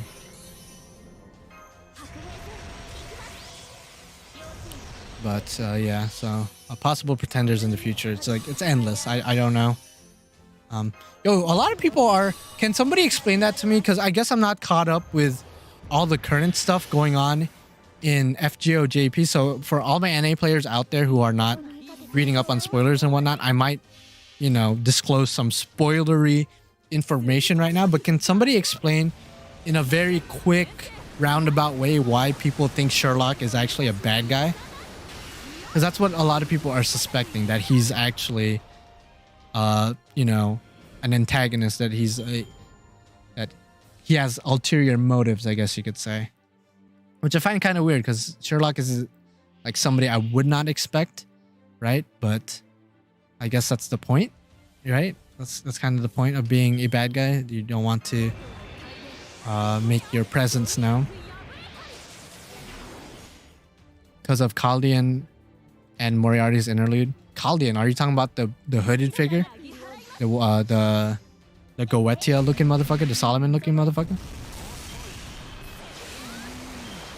Really? I would have to read the exact line to get the context, because that's interesting. That's very interesting. So what happens in Moriarty's interlude? I don't have Moriarty, so I can't even like comment on that.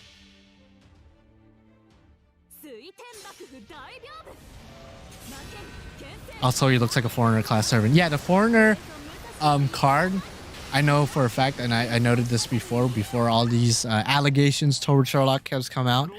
But the foreigner card does look very similar to Sherlock's outfit. But people are saying that he might be a pretender now, so interesting. Goetia in Doctor form in Chapter 5 told us, don't trust Sherlock. That's very ironic, because if you remember back in the original Singularities, I believe in Camelot, Sherlock tells us to be wary of Dr. Roman, or to at least keep an eye out on him. I think he says something along those lines. So it's ironic that Goetia, or the Solomon-faced looking motherfucker, most likely Goetia, is telling us not to trust him now. So interesting. Yeah, that would suck if he ended up being a bad guy, just because he's been helping us thus far since the Singularities. He's been helping us since London. He's been helping us for 5 years pretty much. So if he ends up being a bad guy, again, I don't know for what reason. Maybe he's like a servant that's combined with another character, just like Oberon is with spoiler alert, I'm not gonna say his name, but you guys know. Exact line is basically someone in Kalia isn't trustworthy, so it's either Sherlock or maybe Xion.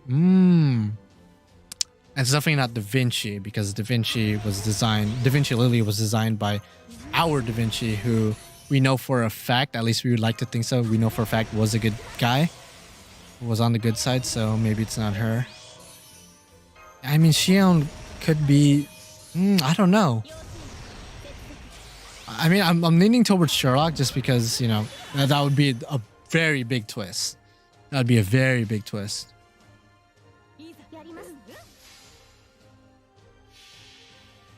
I feel like Xion being the, you know, secret bad guy would be surprising in its own right. But I think Sherlock being a bad guy would just be insane.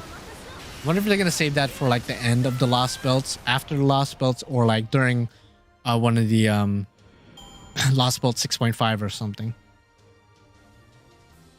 If because I guess they would need to, if assuming, because I know they stated that they want FGO to continue for another couple of years until the 10th anniversary, and even then that they said that like explicitly that they want to go further beyond 10th anniversary. So I think if they're setting up for a post Lost Belt storyline, whatever they're gonna call that. By the way, I'm facing a foreigner. I fucked up bringing Musashi, but that's okay. I think that would be crazy if Sherlock ends up being like the ultimate bad guy. He's been manipulating us since the original Singularities, you know? And then if, I don't know. Yeah, that'd be an interesting storyline to tell. That would be heartbreaking because he's been helping us, but I guess it'd be like that. Yo, what if we are the traitors? What if Mashu is a traitor? Yo, what if somebody else already said that. Yeah, what if Mashu betrays us? Yo, sheesh. That'd be some next level betrayal action. I don't think it will happen because that would be, if anyone betrays us, that would be the most devastating. It would definitely be Mashu, but that's not gonna happen. For sure Sherlock would be like the more likely of the two. Really, that guy? The tech guy? I can't pronounce his name, but I know you guys are talking about. It's the guy with glasses. He has like brown, blondish hair. Huh. I mean, if he betrays us, it's like, okay, whatever. Gilgamesh, use Gate of Avalon, kill him. It's like, unless he's like a pseudo servant with somebody insane. Okay, I guess I gotta give some EXP cards to somebody, dude. All right, so I just got you, so I'm gonna go ahead and give you some EXP just because you're right there. All right, I'll give you these. That way my shit's not full. Okay, there you go. Like, we never see him in Kalia before, so maybe just a spy giving information. Funny enough, in the Babylonia anime, I know the anime is like technically shouldn't be considered more canon than the game cutscenes, but in Babylonia you actually do see him in the background in certain scenes, and at the end of Babylonia, I'm pretty sure he's there as well. So technically you have seen him in Kalia, but yeah, I get what you mean though. I get what you mean. In the game, you've never seen him. Okay. Go ahead and do that. Yeah, and I think he's in Agartha too, but they don't show him. They show his name, but he is in Agartha, I think. He's definitely in one of the Epic Remnants for sure. Yeah, apparently Fuyuki's gonna become a thing again because it's been foreshadowed that there's still something going on in Fuyuki that we have not solved yet. So there's definitely some sort of plot that's gonna happen there. Grand Foreigner Sherlock, yo, that'd be cray cray.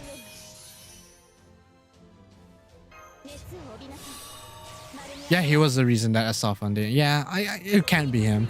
I feel like that twist would be pretty weak. It would be like, okay, I guess I don't really have an attachment with him. Whereas somebody like Sherlock, who again has been around since the beginning, he's summonable. We use him every now and then. Like, I think that would just be the bigger twist of the two. Crazy. That'd be crazy. Oh man.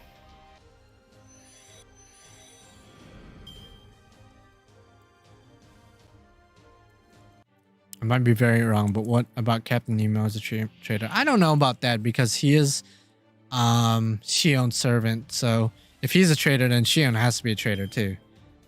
Which would make for an interesting dynamic, I guess. We could face them at the end of the Lost Belts, maybe. I don't know. Maybe the reason she's helping us... what if the reason she's helping us take down the Lost Belts, like her ulterior motive, is so like there's actually an 8th Lost Belt and it's her Lost Belt and she wants to keep that safe from all the other Lost Belts. So when we take care of the 7 main ones, it's only hers left and then she backstabs us at the end. Yo, that'd be crazy. No, I don't think so. But yeah, what if I just called it right now? That'd be insane. Yeah, that'd be some big brain plays. Kind of sucks that I don't have lures. My Oberon just reached 999. God damn, bro. I think I still have a good amount of lures. Does he need any Lostbelt 6 items? That's my question. Because if he does, oofy poopy scoopy, I'm gonna need to farm those items. I'm assuming he does though. Yeah, what if Da Vinci's still alive? And then Da Vinci Lily is actually the bad guy. I'll do Nita Chris's one. I'll pick as we go. Yeah, that would be big brain. I mean, I know the Shion's technically different from the one from Tsukihime, but she is technically a Tsukihime character. So, I mean, she's not from Kalia, right? She's from the Wandering Sea. So has no attachment necessarily to us. So, I mean, I don't know. And then a final battle between us and Shion with Nemo as her Lostbelt King. I don't know. That would be something else.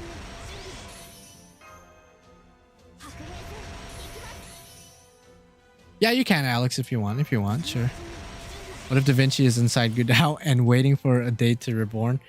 I don't know. I mean, she seemed pretty dead, and having a Da Vinci Lily and a normal Da Vinci inside of us, that sounds weird out of context. That would be some other big brain play for sure. Yo, Grand Rider Nemo and Moby Dick for Sion's Lostbelt. That's what I'm saying, bro. What if? You never know, man. You never know. Obviously, everyone's thinking, though, Sherlock's the bad guy. And there's been explicit lines, apparently, that point to Sherlock being sus as fuck. So, again, most likely him.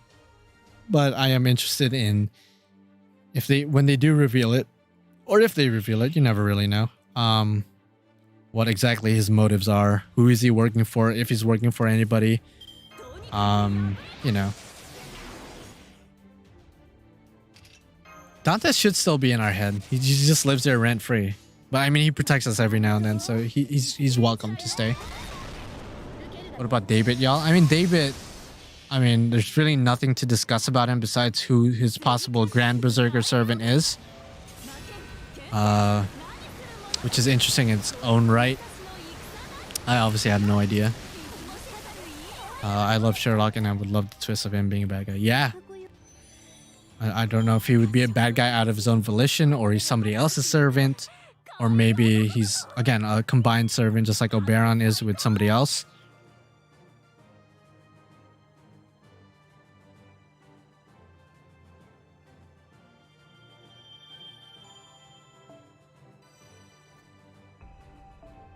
Yeah, David's gonna be interesting because all the Lostbelt masters have had like a secret weapon or like a secret identity or something along those lines that like played a big twist in the storyline, except for like the Kadok from Lostbelt 1. He was like the only one that was like a basic bitch master. No offense to my Kadok fans out there, but let's just say it how it is.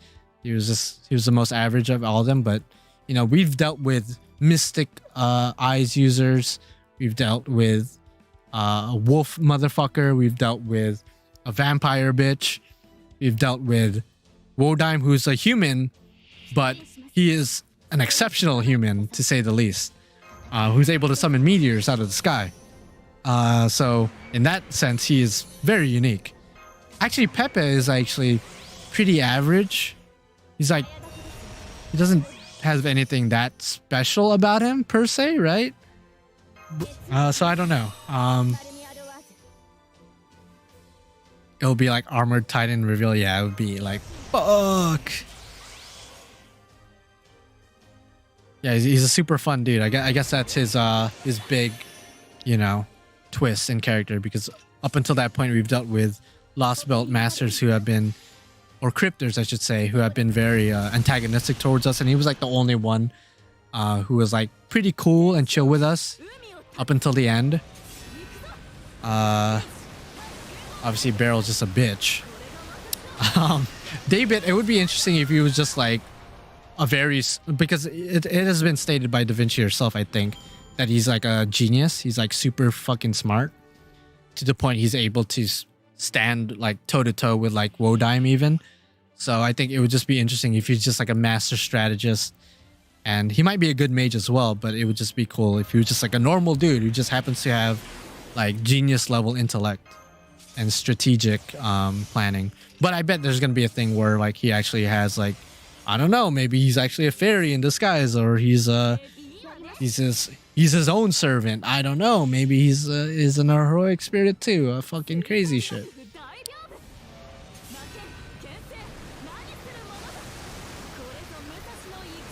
I hope one day they will let us summon Solomon. I think it'll happen someday, but it'll probably not be the Solomon we know and love. It'll probably be Goetia.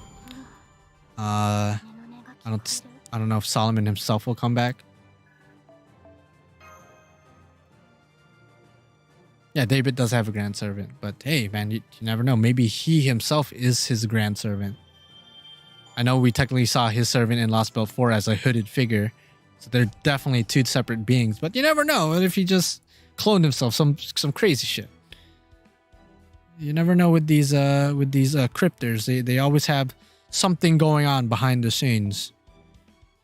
They always have something crazy going on behind the scenes.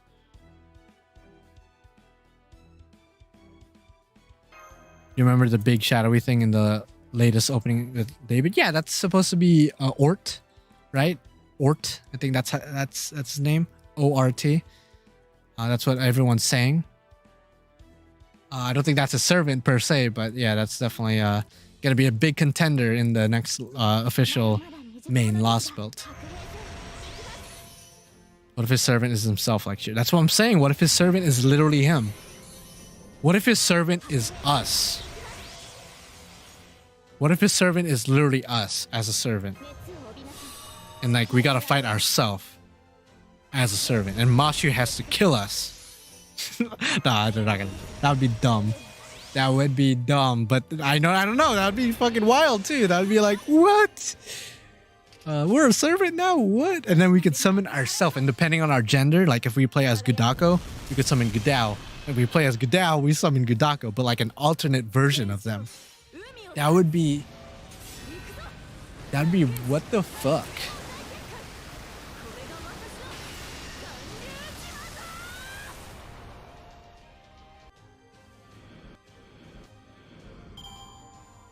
I want myself as a servant. Yeah, like that would be. Would you grail yourself? What would our lines with ourselves be? Would we romance ourselves? Would we woo ourselves? Would there be hentai doujinshis built upon us fucking ourselves? I don't know, but the possibilities are endless. Yo, Mashu. Yo, what if Mashu? Yeah, that's like a next level one. What if Mashu is his servant? What if Galahad is a servant? What if it's just as simple as that? I don't know. I mean, Galahad altar does exist in Fate Requiem.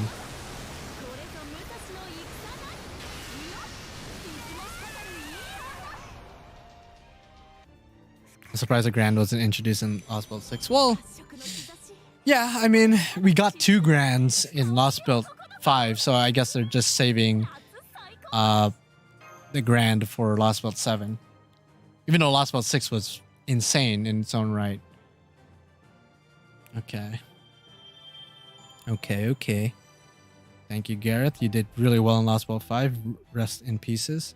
Okay, so we got 30 quartz. So, again, let's try this again. I feel like we get 30 quartz every 20 minutes or so. So let's go ahead and test this out.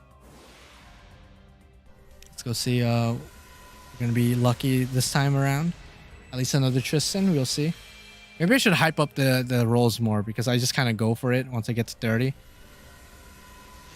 30 quartz, what's up? Yo, Grand Saber Musashi? Yo, same, honestly. Do it. She's already the Grand Berserker in my eyes because she's just so goddamn good. One of the best Berserkers. Obviously, lore-wise, she's not that strong compared to other Berserkers, but still. Gameplay-wise, he annihilates.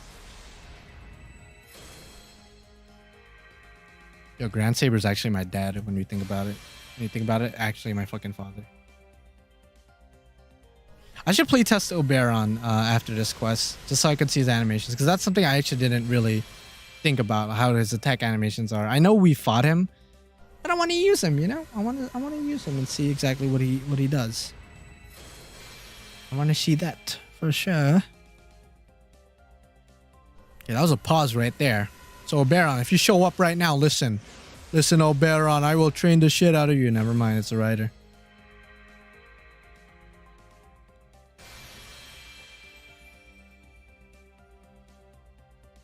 Come on. Come on, Oberon. Would you prefer your alternate name? Your secret name? Okay, come on. At least give us a new kaleidoscope, even though it's not rated up. I would just like it for collection purposes.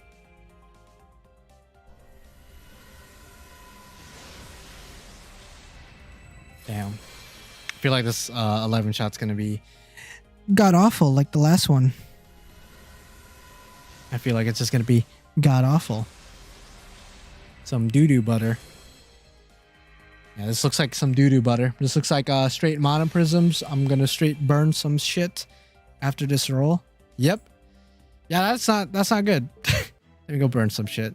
Yeah, we are not getting lucky. Well, we got 1 4-star servant. We can't really say that, but we did like what, 4 10 shots, 4 5 11 shots. Nothing of note besides big titty dog. Let's go ahead and burn that. We don't need them. All right, back to farming. Here we go. All right, let's go do Fujino's next. Fujino. Actually, wait. Let's go look for the Oberon, actually.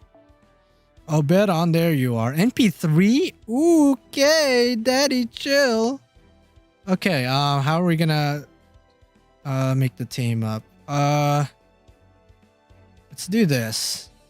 Let's do this. Okay, we're gonna put him in the front though. Actually, no, we're gonna save him for last. Okay. Yeah, we're gonna save him for last. Okay, we're gonna talk about Strange Fake. I'm with Nat. I don't know if Nat was referring to Strange Fake, but I don't want to spoil Strange Fake stuff because I really recommend reading Strange Fake for yourself. That shit is fucking insane. Strange Fake is crazy. From the jump, right from the beginning, it's really, really crazy. Okay, let's go ahead and do this.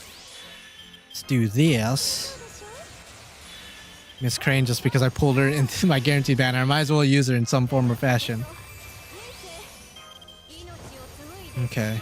So I also wanted Miss Crane here because apparently she gives NP damage up with her Noble Phantasm, right? And apparently Oberon's third skill doubles the strength of the NP damage up. So if it's 30%, it goes to 60. If it's 50%, it goes to 100. So this will give Ibuki that extra bit of NP damage up. So we'll see exactly what Oberon's all about. So in a bit.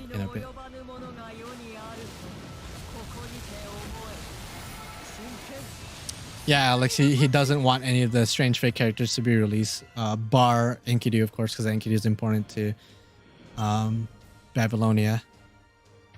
But that does suck that, like, until Strange Fake is done and over with and he's satisfied with it, all those characters and servants will not be released yet, which sucks because there's a lot of crazy servants in there. Okay, let's go ahead and do this.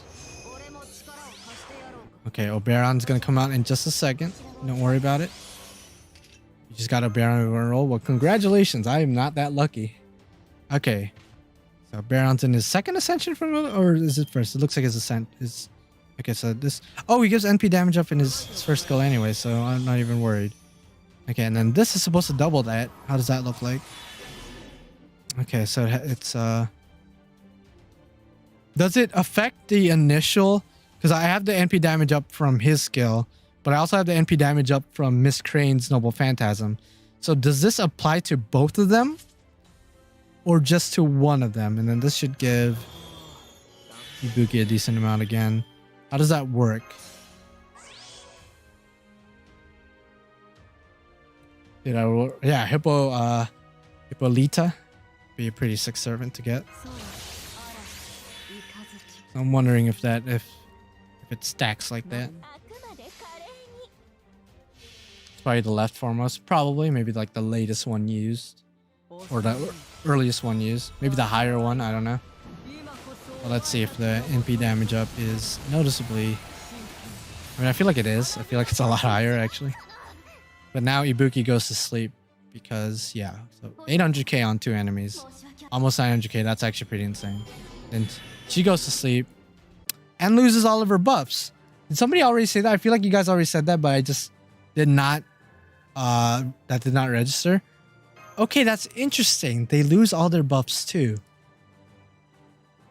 Okay. That's... I'm not gonna lie, that kind of changes a lot. Because I was cool with the sleep thing. I guess you could kind of remove that. Well, apparently it's unremovable. Never mind. But the removing of buffs. I guess if you're asleep, it doesn't matter if you have buffs, right? That's interesting. What the fuck? Let me go do Matahari's. Is he limited or not? I still couldn't understand. He is limited. Yeah, they become unusable after that turn. Dude, Oberon's trending worldwide on Twitter? That's crazy. Fucking Oberon. I know he was trending on Twitter in Japan for a while. Actually, let me go look at that. I'm gonna go on Twitter right now. Follow me on Twitter, by the way. Link is in the description if you want to follow your boy. But is that true? Is he actually trending? Let me go ahead and retweet this, actually. Is he actually trending worldwide? Because that would be funny. Okay, where would he be? Oh my god, is he like number 20 or something? Yo, he's number 13 trending. That's so funny. Oberon trending. That's so fun. When was the last time Grand Order was trending worldwide?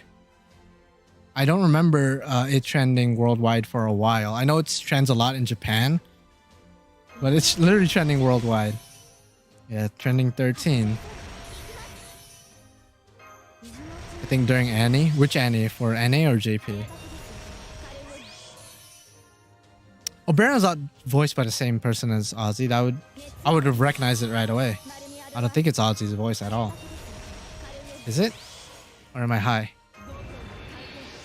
JP, okay. JP, so it's trending.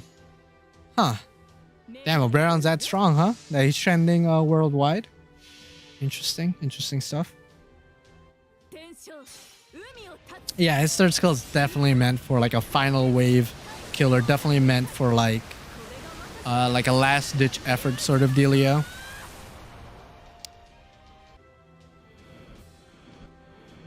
Yeah, what a time to be alive where Oberon trends worldwide from a Japanese game. Is Pretender a good class in general? I think it will, I mean, say what you want about alter egos, because I've seen some people saying alter egos are trash as a whole, just because like technically you could just bring the servant that's already strong against a certain class and they would do a better job than alter egos. But I've seen time and time again, like Melt Lilith, for example, does an assassin's job, well, not assassin's job, but like she does her job as an alter ego a lot better than like the normal cavalry classes do, you know? Or like a berserker, for example. So I think Pretender, given the right quests, and if they release more Pretenders in the future, I think they will be good. Yeah, but I mean, it's like the same argument of like, how do I explain this? I don't know. People just prefer using the class that's already strong against another class as opposed to just a jack of all trades sort of servant. I don't know why. I think alter egos are awesome. I love Kiara, obviously, and I respect Melt Lilith as a single target alter ego. So I definitely don't understand that argument that alter egos as a whole are. At least that was an opinion that was a thing when alter egos first came out. But I think probably in recent years that opinion has definitely shifted a little bit. Okay, I'll be honest. I'll do one more 10 shot, but I might have to wait to roll for Oberon like legitimately, because I don't know, that third skill is definitely powerful, but it definitely hurts a lot as well. So it depends. Hey man, some people out there, Alex. Some people out there. Also, why are you raising your arm? Oh, okay. So I can't really move my camera, but my bed is up here. You might be like, what do you mean your bed's up there? So I have a bunk bed. If you don't know what a bunk bed is, Google it. But I have one of those bunk beds. I think they're called loft beds, actually. But if you know what a bunk bed is where two beds are stacked on top of each other.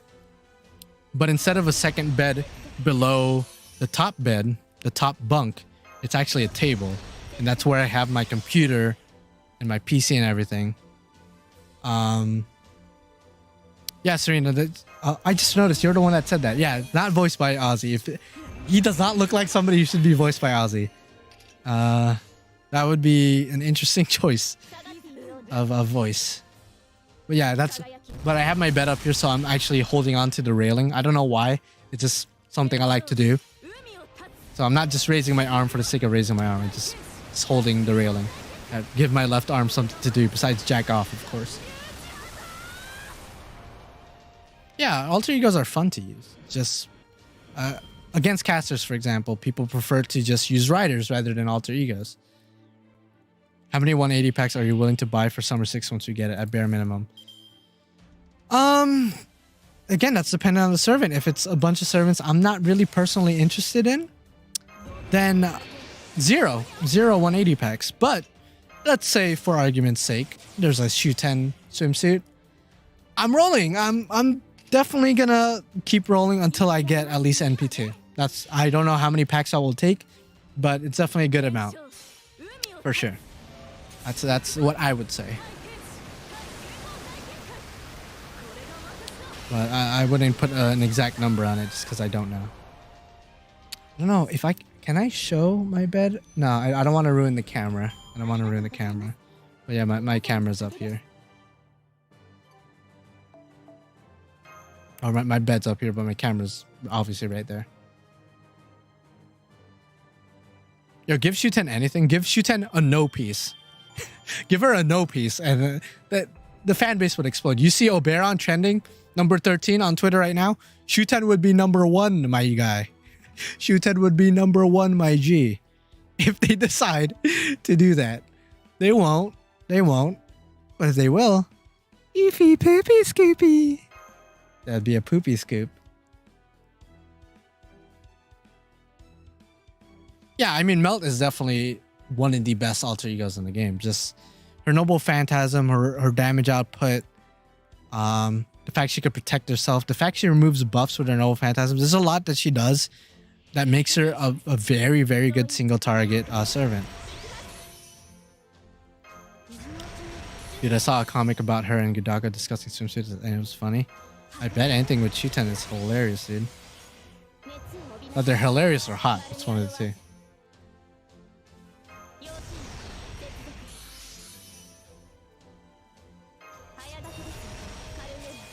When I see Da Vinci Welfare, yeah, Da Vinci Welfare is definitely that's cool. I mean, I'm like indifferent about it. Da Vinci's cool, but I would have liked it if it was somebody I actually am a big fan of. Again, no offense to Da Vinci, I like her, but not like that. But now that she's the welfare, the gacha servants are actually quite scary.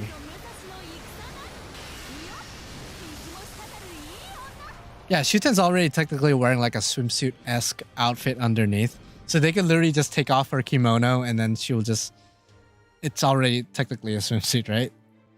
I have a feeling it's single target. Probably. I mean, given the fact her original self is AoE, swimsuit would make sense if it was a single target.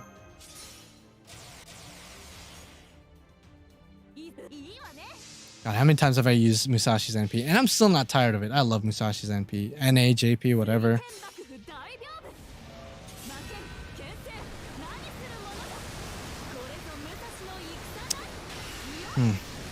But again, back to Oberon.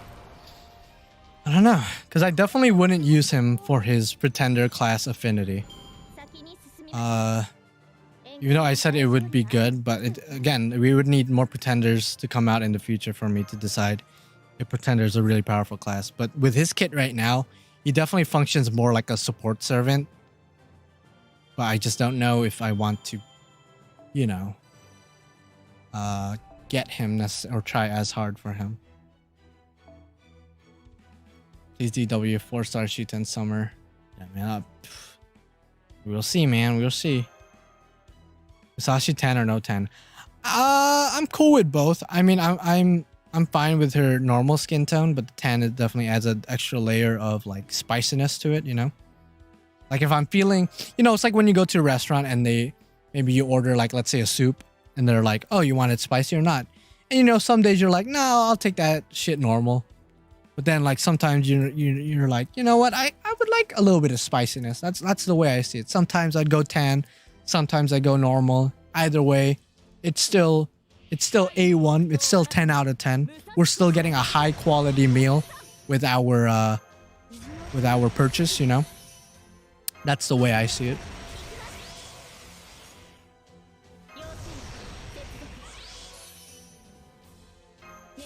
I read a dojin where no 10 and 10 Musashi bangs Gudao. Listen, if any of us wakes up with both iterations of Musashi in front of us, like that's a game changer right there. None of us would survive. Male, female, doesn't matter what you are. As soon as you wake up and you see that, like, damn, that's like hours that's gonna go by like that. Fucking Oberon though. I'm still surprised Oberon's trending. That's crazy. Yeah, the codes, dude. The numbers. Did you get Oberon, my dude? No, I actually didn't. I'm trying right now. If you're wondering what I'm doing, I'm getting quartz from strengthening quests that I've refused to do for moments like these. Or I would just need them on command. But of course, I would just need to do the strengthenings to get them.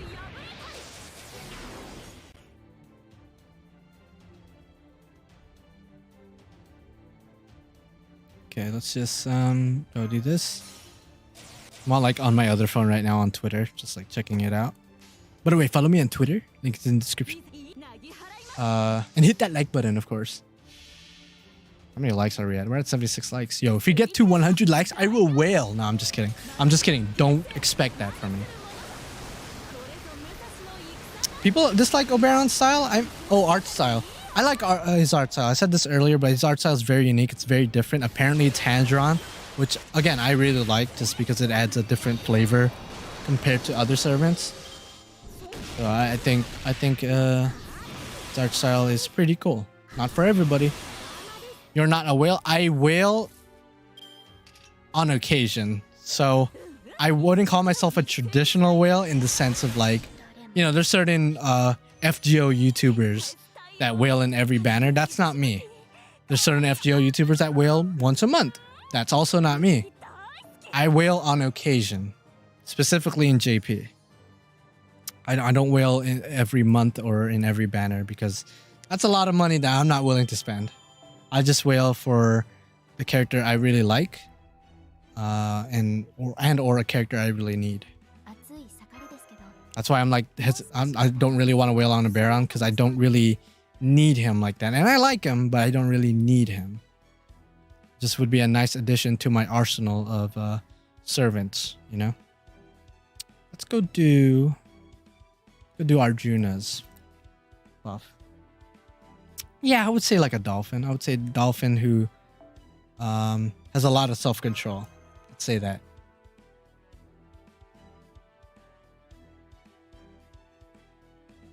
Barring Pretender, do you have a 5-star for each class? Yes, I should. Yeah, I'm pretty sure I do. Like, even in NA, I'm pretty sure I do. Yeah, Pretender would be the only one. Yeah. I think NP1 Sushi can loop level 90 nodes, but you would definitely need to plug suit somebody. If you're talking about in a Castoria build, yeah, definitely at NP1. Because in my other account, I have her at NP1, and you might be thinking, you have 2 JP accounts? I do, because I'm stupid and I'm crazy. But I have her there at NP1. And she can loop just fine. It just she needs that extra bit of push from Plug Suit into Waver into Reynas into sometimes Tamamo, sometimes Sei Shonagon, because Sei's first skill is actually really good for looping as well. So there's a yeah, good loop 100%. What about 90 plus nodes? I don't have much experience with that to say for sure, but like if you're saying 90 plus nodes as in the enemies have like 100k plus HP, I would say yes. I would say she can. But if you're talking about like challenges, then I don't know. That's a totally different ballpark.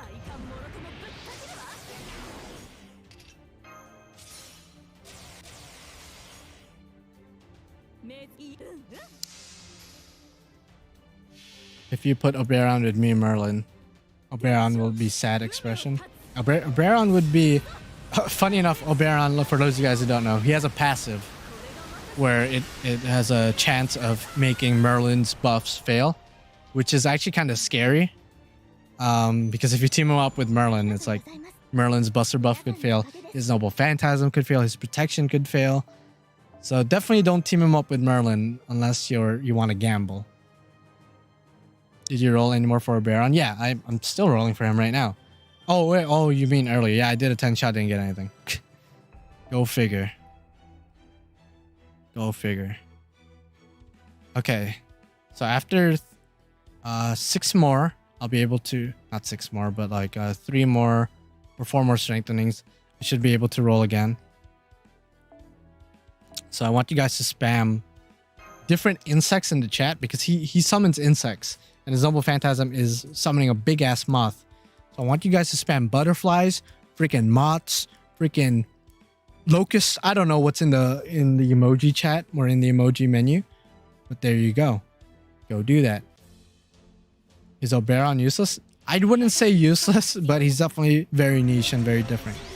Yeah, cockroaches, whatever insects you could find, freaking send it in the chat. Spam that shit. Spam crest worms. Bruh. If we're trying to summon a Sakura face, maybe. Or a Zoken craft essence. Yeah, again, like his Noble Phantasm really reminds me of like Madoka, the Madoka series, and the way they animate witches. Just the whole aesthetic of it just looks really interesting. Yeah, spam that beetle. Spam them butterflies, beetles, goddamn worms if you need to. I want to see creepy crawlies everywhere. Yeah, I want to see creep. Yeah, Calafina's about to go off, dude. Calafina's about to go off. Calafina has also done some Fate stuff, so it makes sense. They actually share a lot of the same music. So the feel would actually not be that different. Oh, Astolfo, I'll enjoy destroying you in a non-sexual way because a lot of people, especially in my chat, would enjoy destroying you in a sexual way. Me, however, I will destroy you in the most grotesque, fucked up way possible. That is, of course, non-sexual. I will destroy you, mate. Yeah, they were shaped like dicks, Archer Blades. They were shaped like dicks. They obviously redesigned them to not be shaped like that because that's scary. That is some scary shit. It's also disturbing as well when you remember in Fate Zero, I think Karia Karia, he took some worms into his mouth. Obviously, Sakura took it in every crevice of her body, but something about Karia just deep throating a crest worm doesn't sit well with me either. They're both very bad, but to see it is pretty disgusting. Pretty bad. Pretty bad. Yeah, if you know, you know. Let's go do hers next.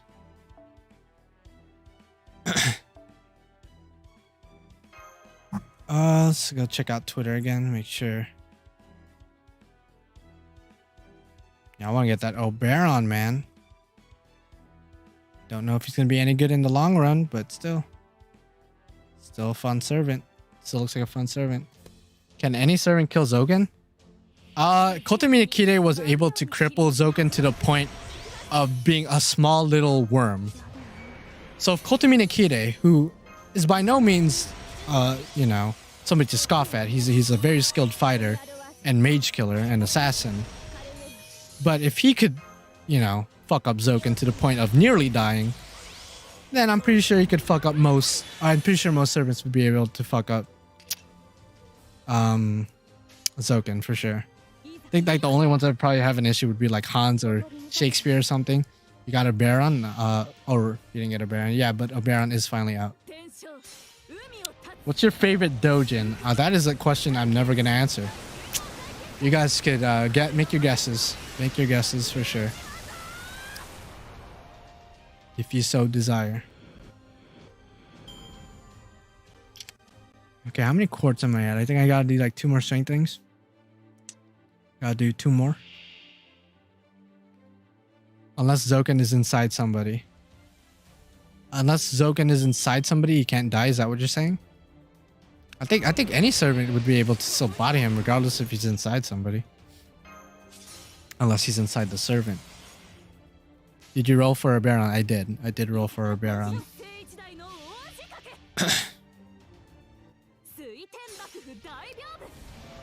Alright, so... yeah, I see some people on Twitter have already pulled him. I've already got him. Alright. Okay, so...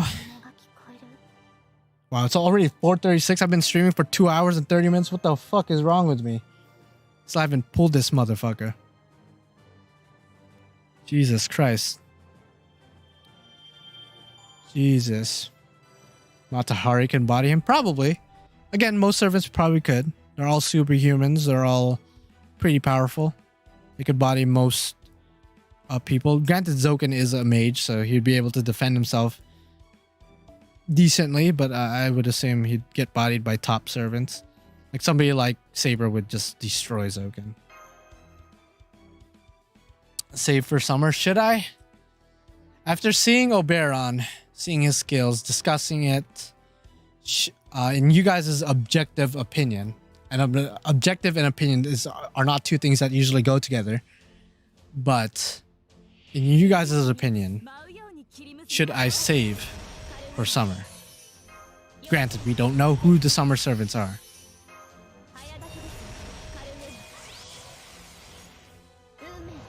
Save for summer? I don't know, man. A pretender. What if they release pretenders for summer? I would be so pissed. I'll be like, bruh. Like a pretender class Shuten. I keep saying Shuten, but that's because that's the one I would be the most excited for. Wouldn't that be crazy? Wouldn't that be cray cray?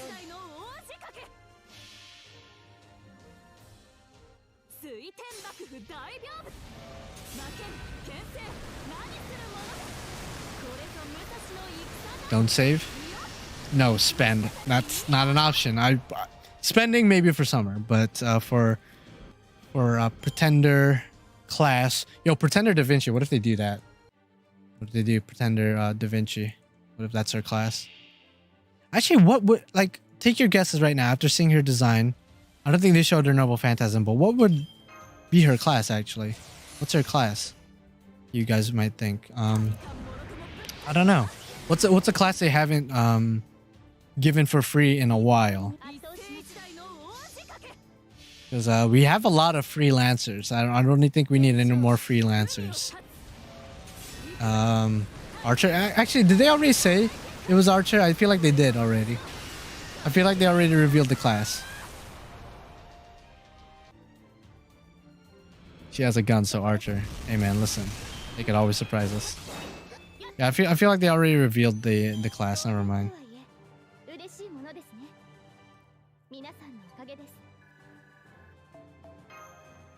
Since Summer has given us one of each OG class. I see. Yeah. Caster or Archer. Yeah, probably most likely Archer. I feel like they already did reveal it. I'm just misremembering. Definitely feel free to correct me if I am indeed mistaken. Alright. Okay, we're close to our next 11 shot. This might be, I'll be honest, I'm getting like really thirsty and hungry and tired and fatigued for talking for 2 hours straight. I know I've went longer, but I actually wasn't planning on streaming, but then I don't know why I just felt like it, so I'm not exactly prepared. So this might be the last 11 shot of the stream. So again, I want to see A bunch of bugs in the chat. That's all I want to see. Spam that shit. Spam the shit out of the bugs. Yeah, this is fate we're talking about. A gun could mean anything. It could literally be... A gun could mean saber, to be honest. So they didn't reveal the class yet? I feel like they did, but... Again, I guess I'm wrong. Yeah, I guess I'll just do this 11 shot and then I'll give it a couple days to marinate if I really want to go for a Baron or not. Which sucks because I was waiting for him given his first two skills, but that third skill is so different, so niche, and I don't know. And summer is around the corner, so I gotta be smart. Yeah, keep the bugs coming. I don't even want to see words. I just want to see insects and crazy shit. Where's my rest summer? Yo, Skyrim, bro. Skyrim's a good game. What is his third skill? So his third skill is interesting. So it's a 50% buster performance up for 1 turn. Targetable. As well as... so it's very hard to explain his third skill, what it does. Like the other part. The other part is if the targeted servant already has an NP damage up buff, his skill makes it so that buff gets doubled. So if it's 20%, it becomes 40%. If it's 30%, it becomes 60%, so on and so forth. For 1 turn as well. Oh, that's a lot of bugs, by the way. And it also has the additional effect after that turn. That servant will not only lose all of its buffs or their buffs, they will also be put to sleep. So that servant basically becomes useless after that turn. So again, could be good. Could be good, you know, in certain circumstances. Yeah, he could most definitely do Bitcoin Sky, I think. And it's unremovable, by the way. You cannot remove the sleep. You would have to wait till it's done. Okay, so about to do the last 11 shot of the stream. Again, if you guys are disappointed that I'm not wailing or anything crazy, I'm sorry, but it'd be like that. All right, let's just pray that this is the one right here. So I just want to see nothing but insects and bugs. Okay, that is a weird buff. Okay, so I'm trying to get this man right here. If you could, maybe this girl right here, maybe both of them. I don't know. Coin Sky is still here with Sitanai. Interesting. All right, so let's do this. So I guess while we're here, thank you guys for watching the stream. I'm sorry if it's a shorter stream. I'm sorry if it's disappointing that I'm not wailing or putting money down. But summer's around the corner. I want to be a smart player and not exactly a... not saying that whales are idiots or anything, but like as for myself, I can't really afford whaling, so I got to be smart no matter what.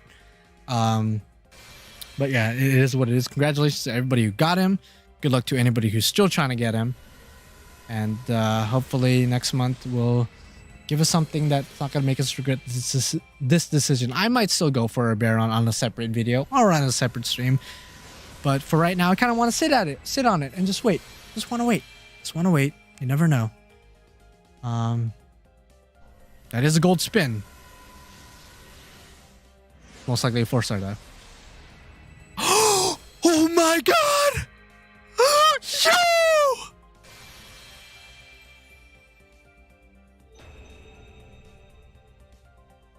The last 11 shot.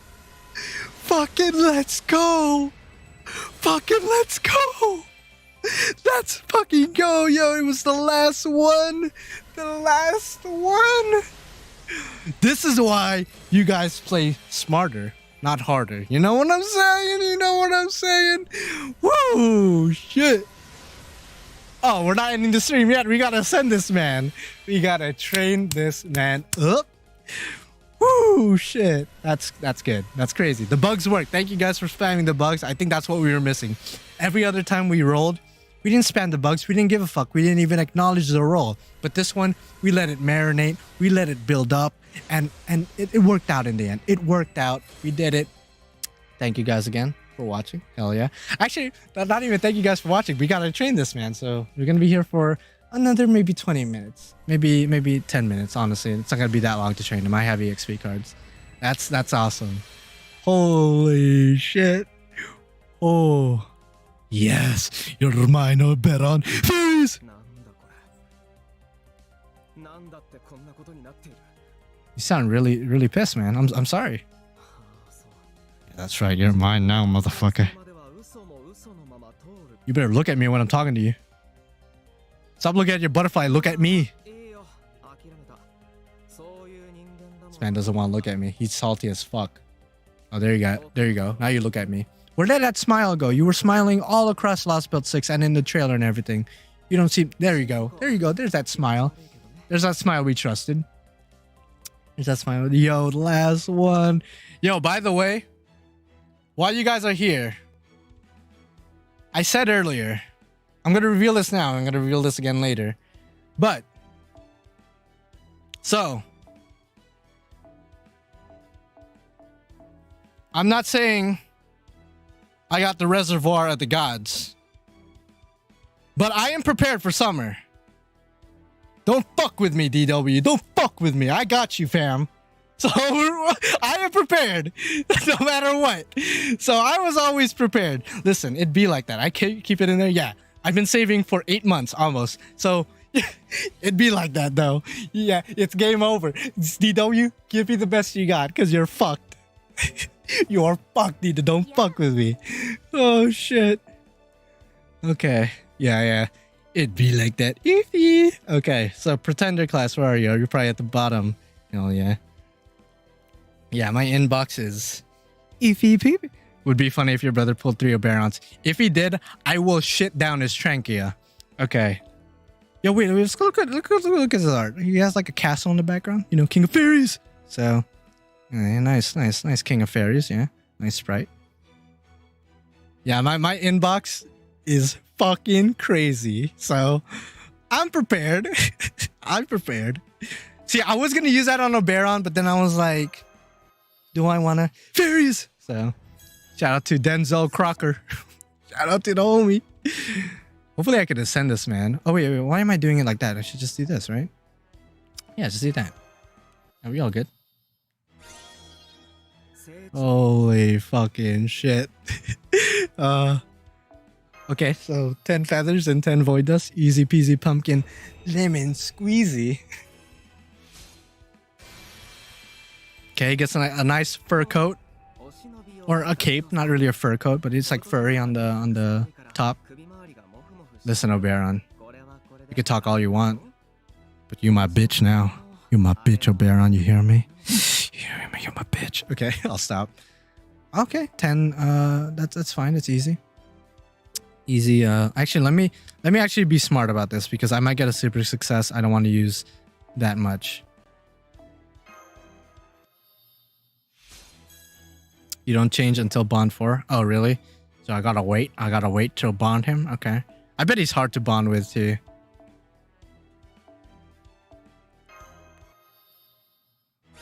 Alright, there you go. So yeah, I did get a great success or a super success. So again, play smarter, not harder. Well, it depends. Maybe we did play smart, but then they drop like a god tier gotcha. Then you had to whip out the wallet. You know what I mean?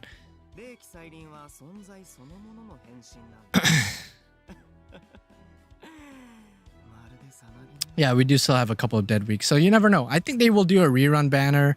Well, not a rerun banner, but a rerun event for... Because I think they haven't done the Case Files event rerun yet, right? They haven't done a rerun for that event.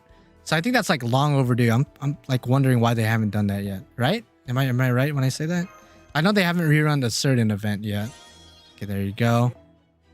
And apparently he doesn't turn to edgy boy form yet.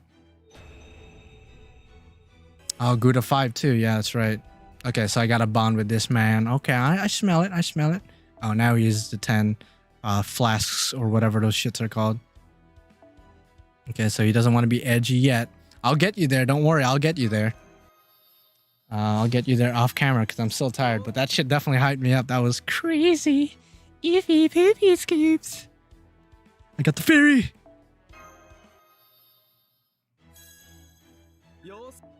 Yeah, when I saw that gold spin, I was like, it's probably like a Saber and Archer, right? Because, you know, freaking Tristan and Fairy Knight Gwaine. But nah, we got the Fairy King, dude. We got the Fairy King. His final art's actually pretty modest, you know? It's not anything crazy. Oh, you don't even get his final art. Okay. You just straight get nothing. Okay. You're cool. You're a cool dude. I already saw your final art on Twitter, so it's okay. You're a cool dude. Okay, let's go try to get a super success with this. There you go. Okay, so what do your skills need, though? We gotta look at that as well. What do your skills need? Well, I totally scrolled past them like an idiot. Okay, let's see. I think I want to upgrade his first 2 skills first. I think that's the smartest. His first 2 skills first, and then his 3rd skill last. I think that's the smartest one because the first 2 skills give NP battery, so that's definitely the way to go.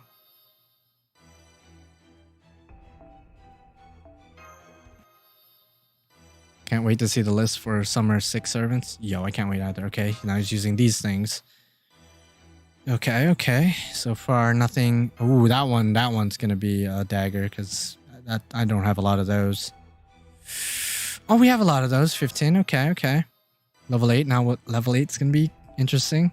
15. Okay. So I have 47 right now. I do have enough to 10 all his skills technically. I think I will hold off on that until a later date. I think I'll hold off on that because I don't have a lot of those. Again, the summer event might have somebody that needs those items. I should still have a month so I could technically farm for more items. Yo, I can't believe I got him. How many 10 shots was that? This was a almost 3-hour stream, and I did like 4 or 5 10 shots, 11 shots. So a decent amount. Yeah, so I'll do this. Oh, the first skill still a flat NP charge. I mean that's okay. That's cool too. I'm gonna 10 him anyway eventually. 12 pulls. I definitely didn't do 12 11 shots. I don't think so. I did 8 tickets in the beginning, and then 4 singles. So I guess you could consider that 1 11 shot. So I did more likely like 6 7. I don't know about 12. That's a lot. Did 5 11 shots. Okay. Nice. Not bad. Not bad. 5 11 shots, especially without spending money. It's actually pretty good. Okay. Again, that's pretty decent. Fairies. Okay. So again, when summer rolls up, listen, give me summer shoe 10. It doesn't matter. I've been saving. Look, 165 days, bro, left. I haven't claimed a single one since 200 plus days ago, or 200 days ago, almost to 200 days ago. I've been saving for 200 days, including the anniversary quartz. So like, I'm straight, out of sight, out of mind. As long as I don't see it, I don't really think about it. That's. I don't know if that psychology works for you guys, but it works for me. Gonna claim him now? No, I'm not gonna claim him now. Just in case. What if the summer event sucks for me? What if it's like Summer Drake, which a lot of people might like? I won't care less. I wouldn't roll for a Summer Drake. What if it's like Summer, I don't know, Sanzo? People might want Sanzo. I don't really care.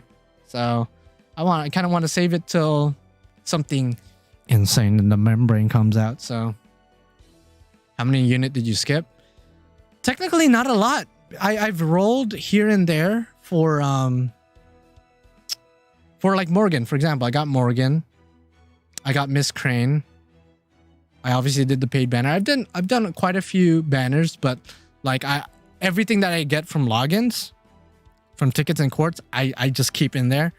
All the quartz that I get from story and like strengthening and interludes and stuff, obviously I have to take. I can't just keep it there. I didn't skip Karen. I got 1 Karen. But yeah, so your boy, I'm ready, bro. I'm ready. I can't exactly do this with NA because at least here in JP, I am willing to whale.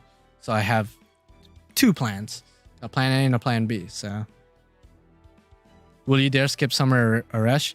Listen, my brother is going to whale a lot in Summer Aresh. If you guys want to see somebody go for Summer Aresh on my channel, it's most likely going to be him. So just saying, you won't see much from me. You'll see more of him. Again, his crazy ass luck and his crazy ass whaling, he's going to do that. So go wait for him. But yeah, so this stream is pretty much over. I got Oberon. I got the Fairy King. So it's all good.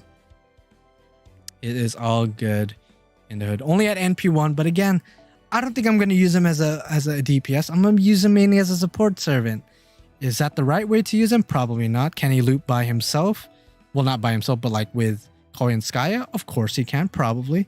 But I'm pretty happy with just using him as a support. So hope you guys enjoyed this live stream. For those of you guys who stayed, if you guys just joined in, you could watch the full stream later when it's posted as a video, which should be posted in about like an hour or two or something. So you guys should rewatch the craziness and all the random commentary and whatnot. And again, thank you guys for 8,000 subscribers. I don't know if we're still there because some people might have unsubscribed from this live stream. But, oh, we're at 810. Oh, okay. Or 8,010. So thank you guys again for the 8,000 subscribers. Hopefully we get to 10K sometime next year. We'll see. That'd be crazy. I'm very excited about that milestone. So, yeah, I guess, again, good luck to you guys who are going for Oberon and all that good stuff. And yeah, I'll see you guys later. Nothing really else to say. You guys are beautiful and sexy and got fat asses. And somebody out there definitely wants to grip that ass of yours. Just saying. Just saying.